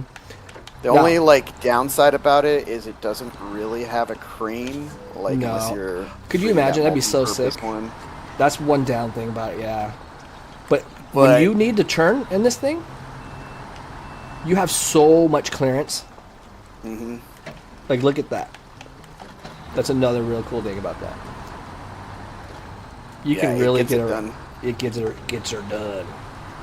Yeah. And then again with the new trailer, the season 15 trailers that have, you know, the 6-slot one that has the gas and the repair points, like Dan is like one of those trucks that like with that that thing can be out there doing work. Yeah, and it's not bad on fuel either. It has a 93-gallon fuel tank, dude. No, I love this thing. I forget where you even is it. You get this in Tamir, right? Yeah. Yeah, that's what I thought. But maybe like rescue it. I just love this thing because you can literally, if you need to turn around in a tight spot, you can really get things done. I'm gonna bring you with me. Yeah, I love that thing. Did I even put it anywhere yet? I'm gonna actually put this. Yeah. It's going up here. It's like on par with. It's above the twin steer for sure. It's not super versatile. I think it belongs like right there. Or, right there. Right there.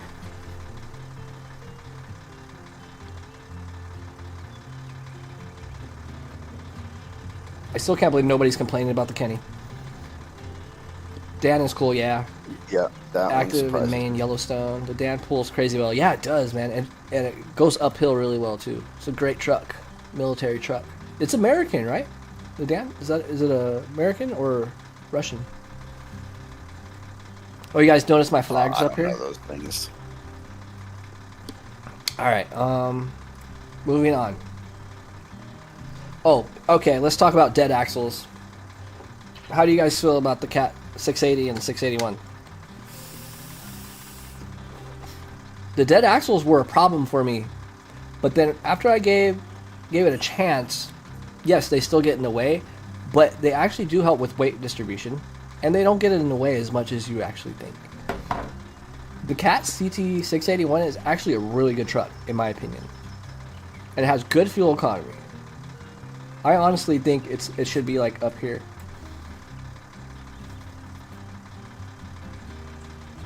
What do you guys think? Or, What class are those? Maybe Are they off-road? maybe like right there, actually. It's so weird because these two groups could be like merged.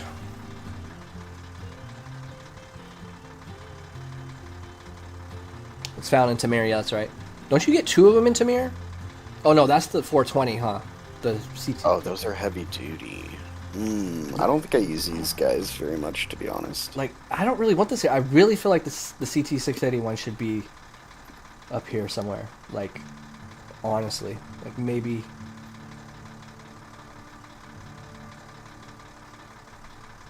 like, right here, to be honest. It's definitely not Superior. I don't think Superior, Moon. Why do you think it's Superior? You think it should be? I mean, it is a really good truck, I'm not gonna lie.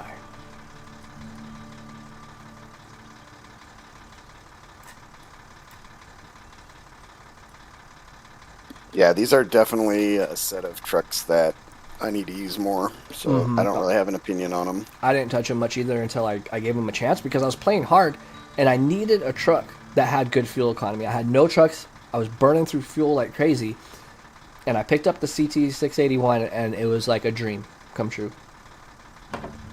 The Voron brothers are coming up soon, man. Guys, we're finishing this today. Look how much we're going through. Let's just crank this out. Because I gotta go, I gotta pee, and I want to eat. I'm starving, I want sushi. Oh, sushi? Damn. Or Mexican food. Or Indian food. Lamb curry with pandan bread and rice. Or, I don't know, I'm just hungry, I'll eat anything. Okay, collabs. Honestly, guys, I love the collabs, but they just don't do much. I honestly find them impractical. They're great for, like, the special trailers. Special, like, high saddle. They're just... Yeah. Let me get this out of the way, too. They're the high saddle kings. Let's just get the trackers And again, out of the with way. the, you know, those new trailers, those are two vehicles that got, like, a big, like, life boost, in my opinion. Yeah. But, yeah, they don't have cranes. They literally... They just do that one thing, and they do it really, really good. Oh, that's what somebody was asking earlier. Why is the Antarctic an impractical? Just because it's a big, top-heavy articulation butthole truck? I don't know. I never fell in love with the Antarctic. I found it... I don't know. Maybe I'm wrong. Maybe I was hard on it at first. Yeah, I wouldn't have it in impractical. I've used Antarctic quite a bit. Yeah. It literally can get through stuff, anything. But I feel that notion. I actually used the Antarctic quite a bit in Wisconsin, believe it or not. I used the most in Amur. It did good in Amur. Okay, maybe I'm just being too harsh. We'll come back on the Antarctic. I mean, I could be just acting this way because last time I used it, it pissed me off.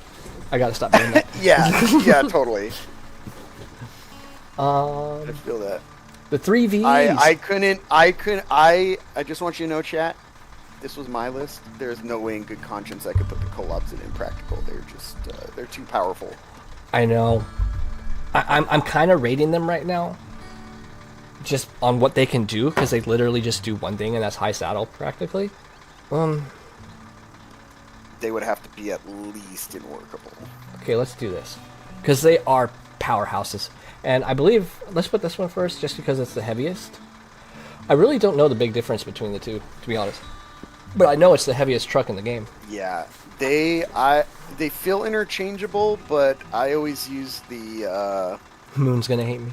The 74760 more than the other one, and that was simply because of the front end. Like, you know, one has a chin, one doesn't, basically. Or at least that's what it felt like. Maybe they both do, but the 420s. I love that 74760 collab. I think it's great. Really? I remember one does have a little bit more power. I'll figure that out later. The 420s in impractical because, yes, it does have the best mud tires in the game, rated at 8.0. But Can't hook up a trailer. It has no snorkel. I don't know. This is why this is hard, guys. Because I like the 420, especially it's slow. Has Wait, one of is that the Tataran? This is Zarin, yeah. It has one of the... No way. It has, you cannot I put know. that in Impractical. I'm going to fight you. Okay. We're going to have to fight on that one. It's just the fact that it's so badass, It's like but it's not at the same time. literally the best scout in the game. Oh, here's Boone. No, it's the best vehicle in the game. It literally has 8.0 rated mud tires. It can go through anything. It just doesn't have a snorkel. It's slow. And you want to get challenges done, you bring out the Tataran. Yeah, it can literally rescue anything. It's just hard to figure out the metric on how you want to rate everything because it can't pull a trailer. It can't do anything. But it is a great rescue vehicle. Oh, it does has a roof rack. That's right. Okay. It can go everywhere. Like, okay, then let's just make it versatile. But it's not more versatile than the 750, though. Only in the aspect that the 750 has more attachments than like Inspector Gadget, dude. It's like you put all the attachments on that thing, it looks like a freaking mobile. Like it can go more places than the yard. 750. Oh, like the 750 is the monster too. I love the 750. Yeah, and the metric isn't just like how well they can go through mud and stuff too. Like the 750 is more versatile in the fact that it has so many attachments and it can pull. Does it have an interchangeable hitch from? No, I don't think it doesn't hitch anything. No, not the 420, but the Yeah, the 750 can't. Oh no, it doesn't. There's a scout that has a interchangeable hitch. You're thinking of the. Is it the Burlak? The Scandinavia one, yeah, the Burlak. Okay, that is a cool thing. Let's put the Burlak somewhere. I think that. And you can put a one size flatbed on it with a crane. That's pretty cool. Okay, yeah, you guys are right. The Burlak is like, hey, do you want this trip to take all day, but you will get there and nothing is stopping you? That's exactly. That is true. Has the largest tires in the entire game, and it has a fuel attachment too, so you have shit tons of fuel. Okay, guys. The most important truck in the entire game is the Fleet Star. It's our baby. We couldn't have done the first map without it. I don't like it, but it should but it's at least workable, yeah. F750 Supremacy, yeah. 750 is the GOAT, man. Oh yeah, Moon's mad about the collabs. I love the collabs. Hey, we can go over that. I understand, like, the reasoning, like, it's only got just, like, basically high saddle, but they're just tractors, in my opinion. They're big, glorified tractors. That's why, and these tractors are impractical, guys. I never use tractors for anything. I used the Collab. You were talking about Scandinavia and going up that hill. That's why I used the Collabs. I'm gonna have to try that. Collabs and the Elephant for those are like a perfect match made in heaven. T815. T815 is a good truck. It's going right next to. It's actually better than the 813, to be honest. But I like the 813 better. God, those are good trucks. 815. Which one's that? That's Tatra Force. Oh. Phoenix is going. Phoenix is such a good truck, man. Actually, I need to bring that out. Let me look at the Phoenix. I want to see its attachments. I think Tatra Force, in my opinion, is definitely versatile. Absolutely. Absolutely. Oh, I can show you guys the steering on this thing. It's very interesting. So yeah, no, the Tatra Force is definitely not gonna be versatile or middle of the road. It's gonna be workable. You said the Tatra Force? Yeah. Or the Phoenix. What? I'm sorry, the Tatra Phoenix. So sorry. I'm looking at the Tatra. I was thinking about the Tatra Force while working on the Tatra Phoenix. Yeah, that's why I say the only time I used the Phoenix was for its fuel attachment, and just simply because it was unique. It is unique. It's definitely just going to be use it workable. for anything else. No, you're right.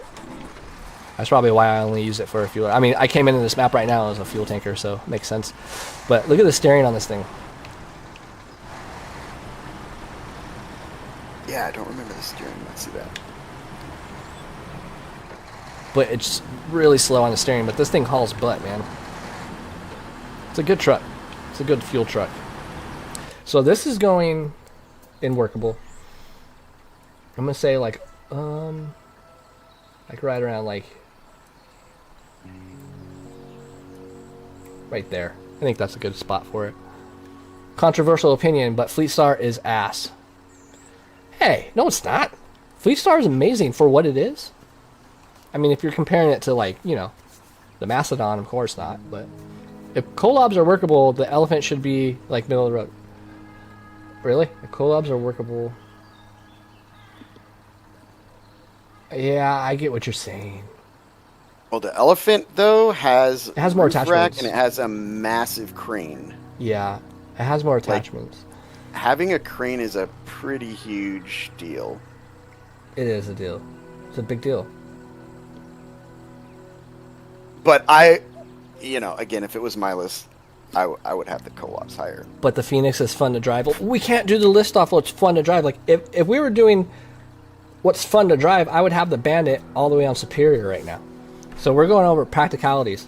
Like, just like what we were talking about, like, the Elephant, maybe the Elephant isn't Superior, man. Maybe it's in versatile. Hey, you do you. I don't know. That's why I'm asking you guys. That's why I brought you in here, because it's hard, dude. It's hard. If I'm like, hey, this vehicle can literally do anything in the game. It can load its own stuff and never run out of gas and whatever. Like, to me, that's a superior vehicle. Yeah, that's true. Like, it can haul anything. It can basically go anywhere. You know, you're gonna have to really try to roll this thing. Like, Elephant's a monster. Like, it was when I was testing it. It was a monster. The Fleet Star, guys. It's literally going right here. I don't care what anybody says. It's versatile. It's a good all-around truck. And you can't change my mind. But it's not as good as the Western Star, though. I mean, there's things we can move around. And there's a lot of arguments going on in this thing. Just in my mind, too. Because if you look at one metric, you can switch something around. But if you look at another metric, they would move. You know what I'm saying? So it's hard to balance everything. What did Custom say? I don't know. Maybe we need to make another video after this, like a revamp or something. revisit. A revisit, yeah. And then, I seriously, guys, in the comments, put in your full arguments of why something should move. Yada yada yada. Okay, let's get this. Let's get the show on the road. 6900 XD. I don't know much about this truck. This is a weird truck, because it's road, right? I think there's something wrong with it. Like it's one of those vehicles where it has the crane, like the crane can be at the back of the truck, and I think when it's there, it's like not interacting with the game properly. Like something's wrong in the code, kind of. Yeah, like it's like clipping, or like the wheels are just like not turning on the back, and I think it has something to do with the crane on there. Because I feel Is it like when I off-road? don't have the crane on there, it's heavy. It's a heavy truck, But huh? yeah, it's a heavy truck.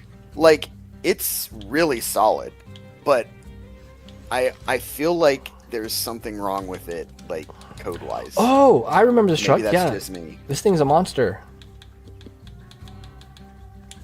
It's got a 3-slot. Because I was using it in the most recent season.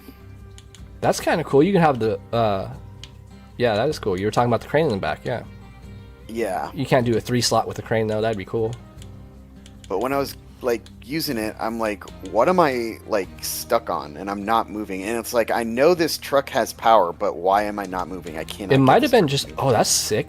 The vehicle extraction kit. Horrible though. I would never use this thing. But that's kind of cool. It's very versatile with its add-ons. That is definitely sure. Are you sure it wasn't the map that you're on, or maybe it was your save? Like your save was messed up, or was it doing it on multiple instances? No, it was like every time I would use it, like it's like there's something going on with the interaction. I just don't get it. The white Western Star. So that was weird. like turning me off it, unfortunately. Yeah. Because it is pretty versatile though. It's great. 85-gallon tank. Yeah. HD Custom. He's always talking crap on the white Western Star. I would put this in versatile. Yeah, I remember this trick. I'm gonna pretend that like that bug doesn't exist that I'm talking about. There you go. Like they could fix it. Like if they fixed it, this is how you would feel. And like maybe it's just happened to me. Maybe nobody else has noticed that, but I've had it on several occasions where I'm just like stopped and the truck is not moving. Like I have my brake on. I think right there is a good spot. And there's no real reason for it to be stopped, but it's like the wheels just aren't turning. The wheels keep on turning. How's that song go? I don't know. You're gonna have to sing the whole song in its entirety. I can't. All right. The wheels I would sky keep on turning. There we go. That's what it is. I haven't tested the Chimera enough. Dang, guys, maybe we have to cut. No, we're gonna finish it, guys. Tell me, where does the Chimera have to go? He said it was okay. The Chimera, I think it's like low versatile or like high middle of the road. A lot of people are like, oh, it's underpowered, but I just think it's not really made to like tow trailers. And as soon as you don't tow trailers with it, I think it's great.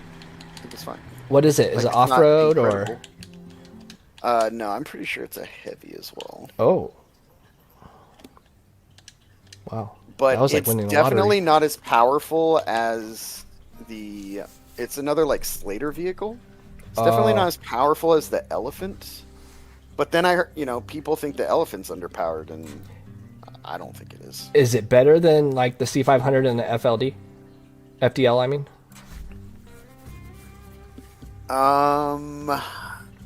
I can't wait to play Season 16, guys. And then after I do that, I can update this list. I'm gonna. I don't think it's not like I wouldn't put it super high on versatile. I'm gonna just put it. I'm gonna put it right. I'm gonna do like that right there, for now. Yeah, that's probably fine. And then these trucks, I might just leave some out because I feel like these 4 trucks right here are just like me. Oh, the NAV 5000 is a powerful, powerful truck. But it is a road truck.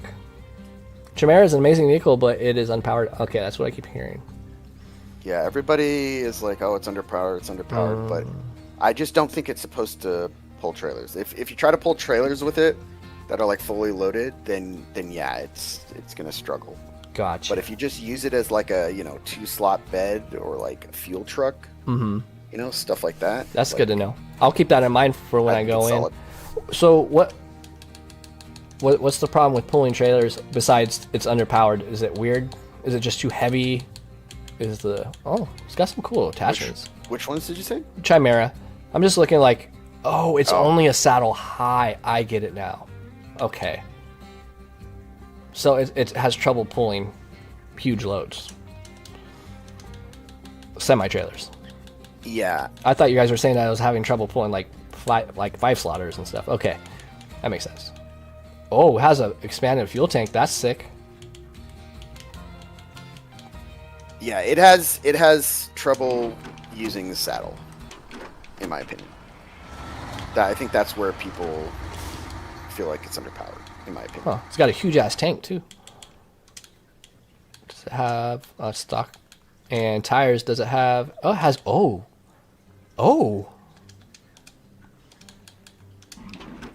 This thing must get around.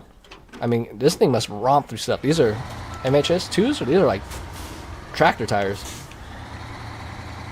These can go through anything.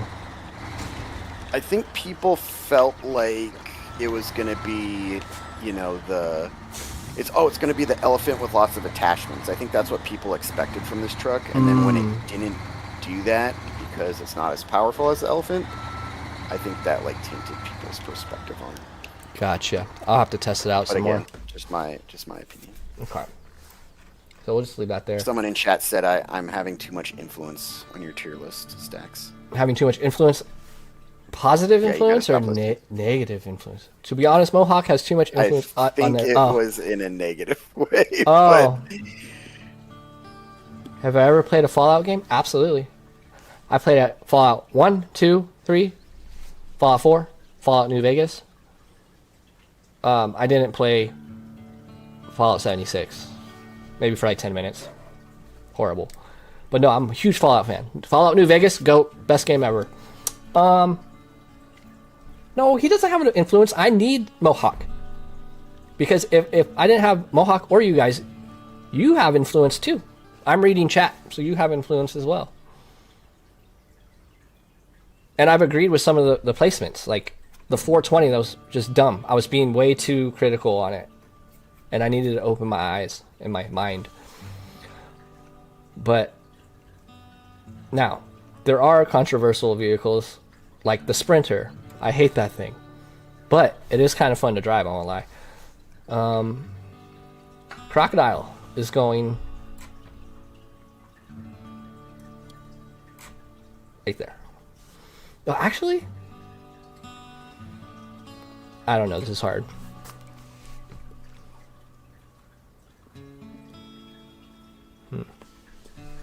I've only played New Vegas. I told you to play New Vegas, didn't I? On 360. I told somebody in chat or in Discord they should play New Vegas. Skyrim and Fallout New Vegas are top goated games. Best console ever. 360 was the best console. I only owned a 360 because I knew it was the best Xbox. After that, I played so much Forza 3 and Forza 4 on the 360. Gears of War. Command and Conquer. Believe it or not, on the 360.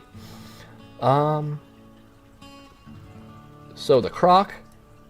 Lodestar. The Croc's better than the Lodestar. The Croc's off-road too. I need to keep remembering that. GMC 9500. Mohawk, did you guys scare him away? Did I what? No. Oh, you didn't. You weren't talking, so I thought you left. Oh no, I was letting you do your thing. Yeah, let's finish this up. I'm starving. We can come back to it, but you guys have a general idea. MH 9500. I like both these GMCs. I'm still new to these too. I would always sell. I would always sell this in Michigan. The 8000 is definitely better, but I think this is more like right. It's better than the Mercer, in my opinion. I think this is like around the GMC. Which one is that? The Brigadier 8000. Really good truck. So is the MH 9500. The MH 9500 is the one where some people they'll unlock it and they'll delete it or sell it because they have to buy the DLC to get the all-wheel drive, which I didn't even know. Is that the only vehicle they do that with, or is there other vehicles where like you're like restricted until you buy other DLC? I think that's kind of messed up. Yeah, I'm almost 100% a nerd, and I've almost exclusively used Tatrin. Oh yeah, dude, I remember the first time I unlocked the 605R. It was like a dream. I was like, oh, oh, oh, dude, the Azov 5319, such a good truck. You know what? It's going right next to, it's going right next to the AN case, right above it. Awesome truck, but it literally has the fuel tank taken out of a lawnmower. The 9500 is a great truck. I agree. I like that thing. The Twin Stair. What about it? What's up, Joa? I was really surprised that Azov has like such a small tank. Yeah, and it's a really good truck too. But it's literally it's a small tank, and I feel like it range, super thirsty, short range rescue vehicle. The Zix 566A, really cool vehicle. Definitely workable. I'm gonna struggle with these 4 trucks right here, guys. Nobody's even mentioned the 47X or the 49X. I might just keep those out. The CLT 9000, really good truck. That's a smidge above the Transtar.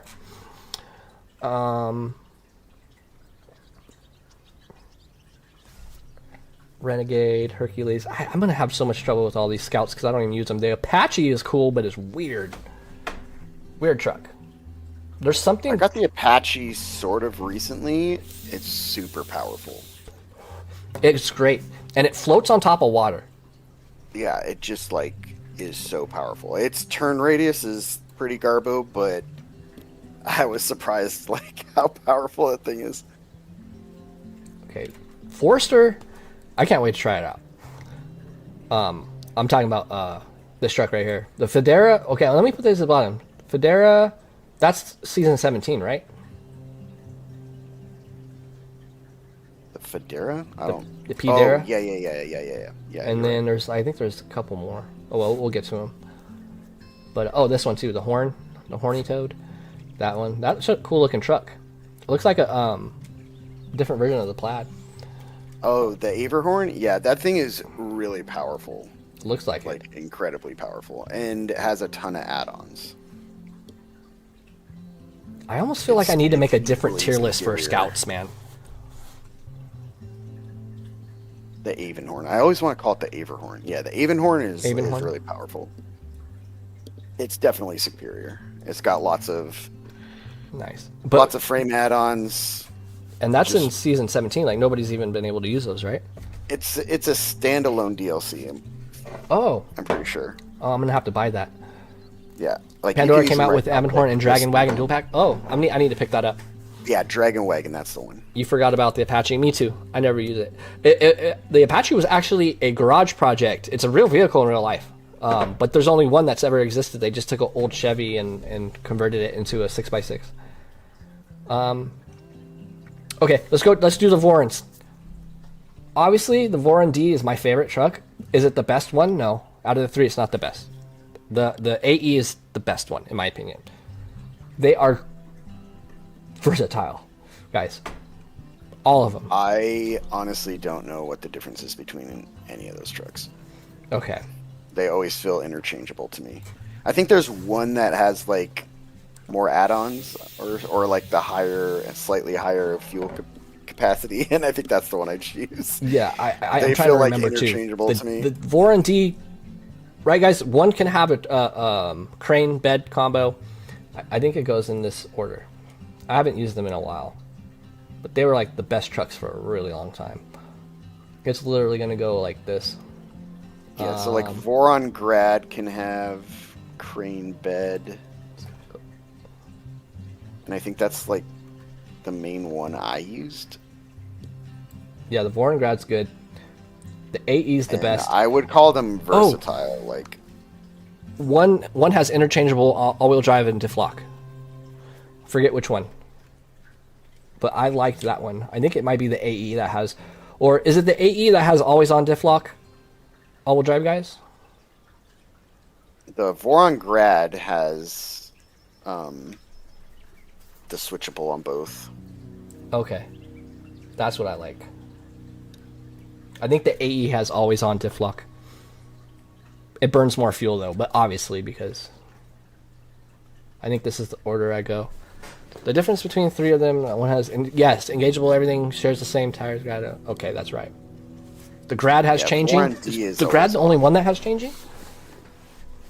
But I knew if I really wanted to get a job done, I'd get the AE out for sure.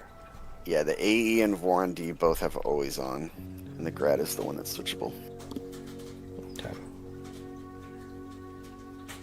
You know, I'm gonna leave out some of these Scouts guys, just honestly because I want to just get the ones that are like good at rescuing and actually have attachments. Like I liked all the attachments the Chevy came out with. That's better than the Scout for sure. And I need to figure out where to put the Forester. I mean, I want to put it in practical, but it does a little bit more than farm potatoes. Does it have any other attachments? You're talking about the Aramatsu Forester? Yeah, I love that. I mean, that thing is like best in class for it is loading up logs. So it's going up. It's going in front of everything. Should we still keep the boar down here? God, that thing sucks. I don't like the boar, but it's yeah, it's a horrible truck. Like, is it impractical? I probably want to put it in practical. Yeah, I think we can move it up to workable. I mean, if you need it, I think the Forester should be like at least middle of the road. Honestly, like it's yeah, I do love incredibly the Forester. stable. You can overload. You can overload like, it. Yep. Logs way like best more than any other vehicle. You know, it can go short logs or heavy logs. Yeah, I'm gonna put it short right there. or medium logs. And it's a big vehicle, and it can go through a lot of shit. It's got its like solid crane placement. Voron G 53052 coming soon. What? I hear a cat. Yeah, that's my cat. Meow. Come here, Troy. Come say hi. Come here, baby. Come here. Come here. Come say hi to all the people. His name's Troy. Come here, baby. Meow. His name's Troy. Say hi, baby. He likes the Kodiak too.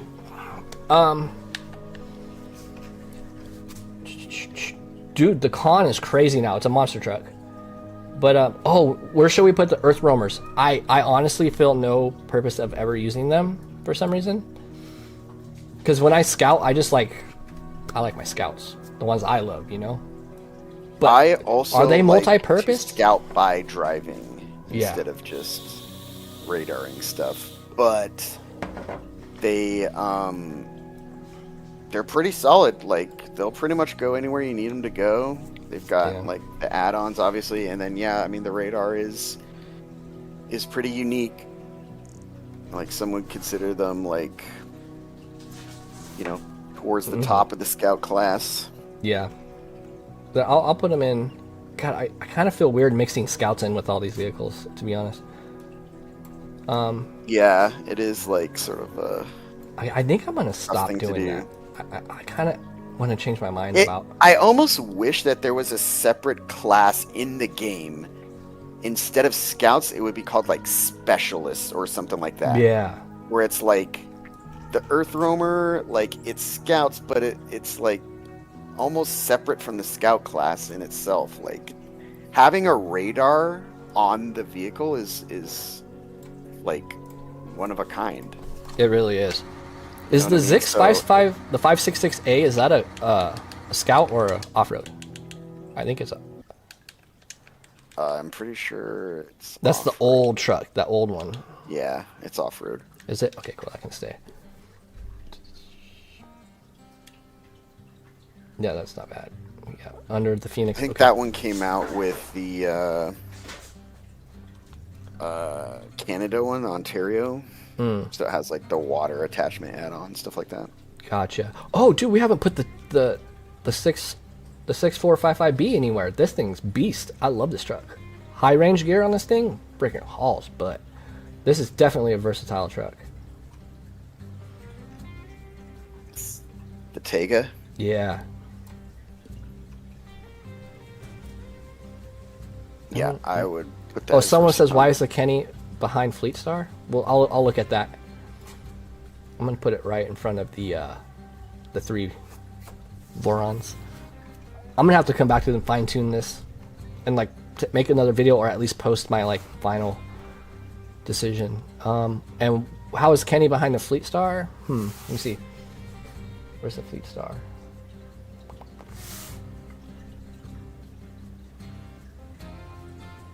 Oh, because the Kenny is super underpowered and it literally can't go up hills.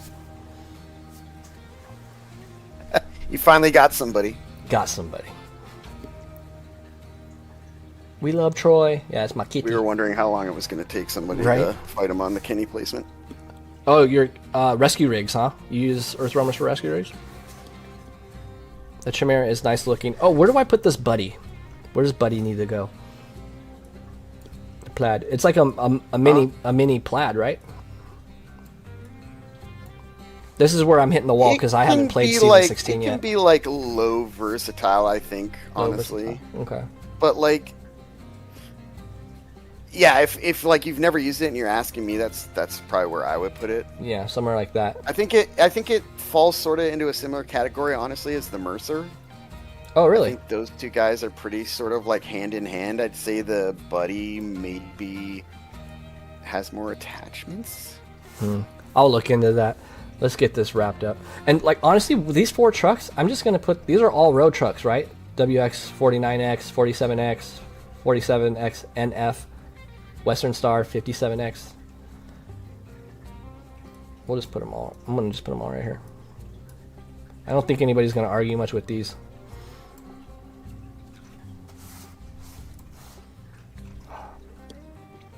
I can't believe we're getting this. I think the Buddy and Mercer are pretty similar trucks, honestly.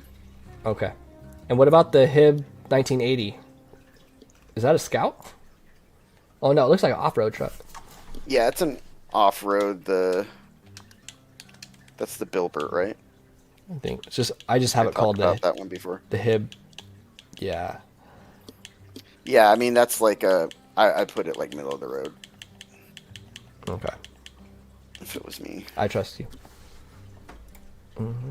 That's the one where I said it's like really bouncy. Oh like, yeah. We were talking about stable. that towards the beginning of the stream. Now I remember. Yeah. Where did I put it?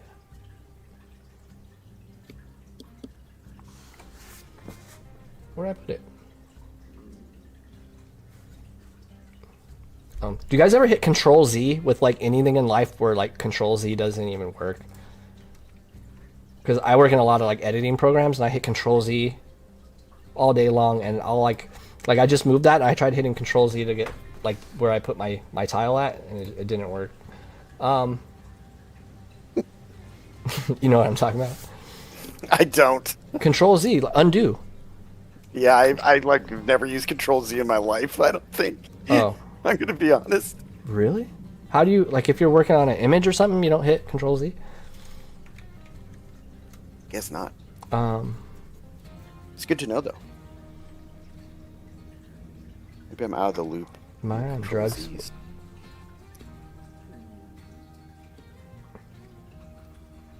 Did I already put it in there? I'm totally brain farting right now. It's this. I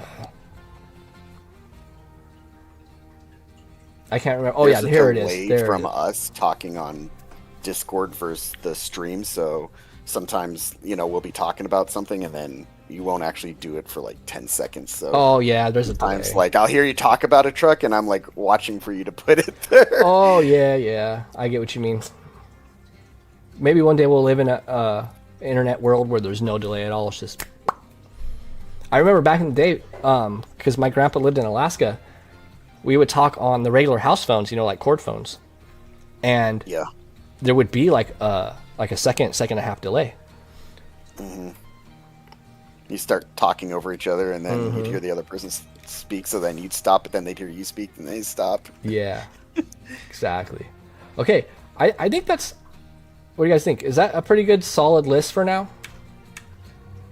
Let's see what we got left. Like you should full screen the list now. I am. Like as much as you can. I totally am. Okay, now I'm having issues. Hold on.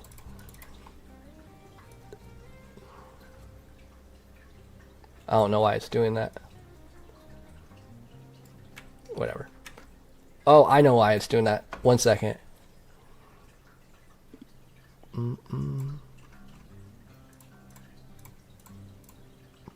One second. Is it this one? No, it's Oh, here it is. Yeah, it's this. Let me just delete that. And then we'll just go full screen like this. We'll move chat over here. All right.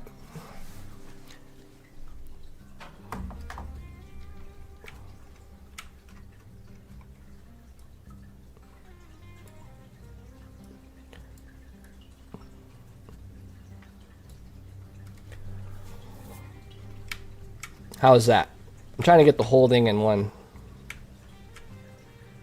Is that still really small? We can only see like the top 2 brackets at the moment. Oh, crap.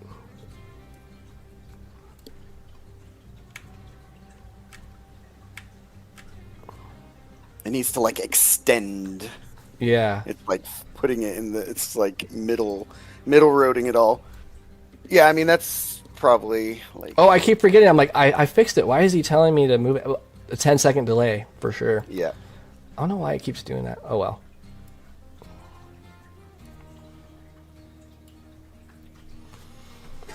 But it's pretty. I mean, I'm sure I would move some of these around, absolutely.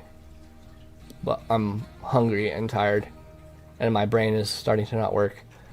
But honestly, this is like the first official tier list I've ever made.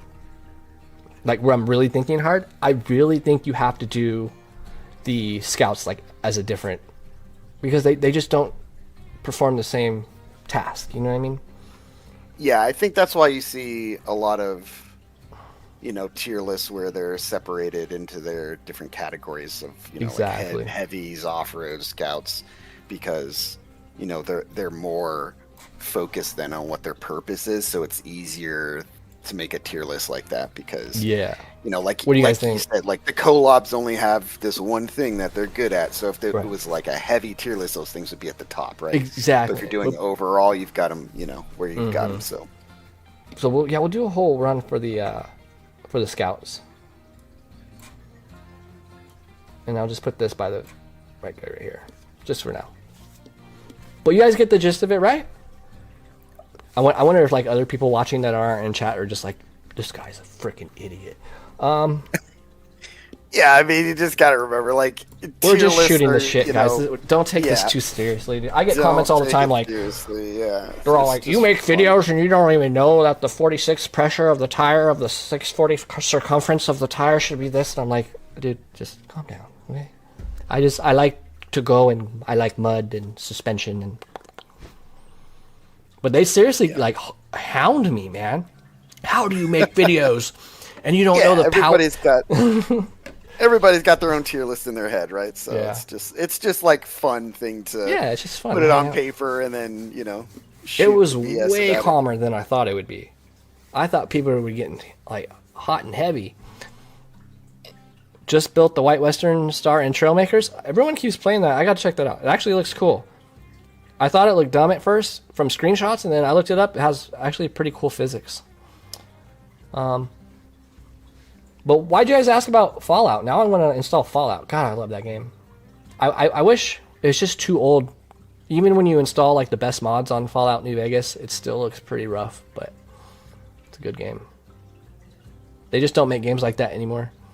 It had real writing. That's why Fallout 2 is the best. Fallout It's 2 got is- graphics that are timeless. Oh, yeah. It's kind of like isometric games, like Yep. those games' graphics. I just feel are like timeless. You can pop the- those in at any time. It's because those isometric games were pre-rendered graphics. They actually looked really good for their time. So it was just a static image, but they made them look 3D. But they're coming back. I love isometric. Oh yeah, I games. mean they never went away. No, they Like, didn't. You can find those games like all over the place. Yeah. Especially with a lot of indie games right now, they're bringing back Yeah. the pre-rendered. And I need to go back. I want to play Age of Empires 2. I want to go back and play what else?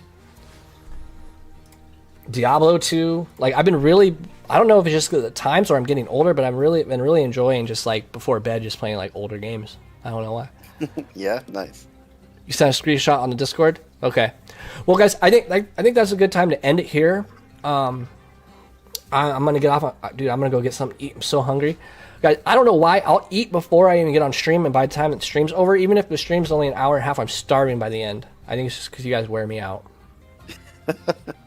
But It's all the talking. it is. It's dude. Like, it's tough. I don't know how people do this for like 10 hours. But you know when I was streaming last time, towards the end, it was really easy to go streaming. But I think it's when you don't do it for a while. Definitely. Like anything. It's just like when you work out, like the first workout, you're like, ugh. Yeah. But yeah, I'm gonna go get some grub, and then I'll come in Discord later, and then we'll figure out what my next video is gonna be. You know what sucks is there's so many things I want to play, there's so many things I want to do, but not enough time. But I think I'm going to at least start season 16 because I want to play around with the trucks, and I want to come up with a list of the trucks I want to bring in. Like, if you guys had to measure season 16 on like terrain difficulty, what map would you compare it to? Like, are we talking like Maine here? Are we talking Andromeda difficulty? Are we talking about like Ontario difficulty? No, I think it's easier on the difficulty Really? list. Okay. Yeah, it's just a lot of driving, and there's like a ton of highway driving.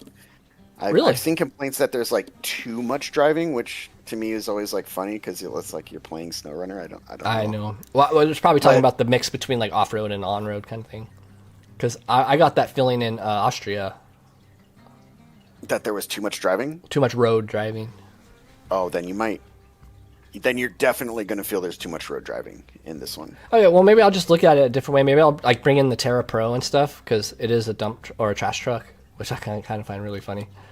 Yeah, this was the first map that I used like the highway trucks in because there's like so much highway. I was like, oh, Really? I'll actually like pull these out. Yeah. Well, cool. Then that's a good reason to pull out the Transtar and the 9000 Terra Pro. Absolutely. Hell yeah, I'm gonna do that. Okay, well, dude, I really appreciate you hanging out with me. You like help Hey, no me with problem. like Yeah, dead thanks. silence, or you just help me like you help me not drift towards this like super biased like this is what it's gonna be. You know what I'm saying? So No, absolutely no It's a good bit problem of at all. highway. Thanks for having me. heck yeah, I'll hit you up, guys. I love you. I'll see you in the next one. Oh, and I have to figure out how to get off. I switched from OBS to Streamlabs, so I'm brand Thanks new. for joining us, chat. Appreciate Yeah, y'all. thanks, chat. I love you guys. Can't wait to do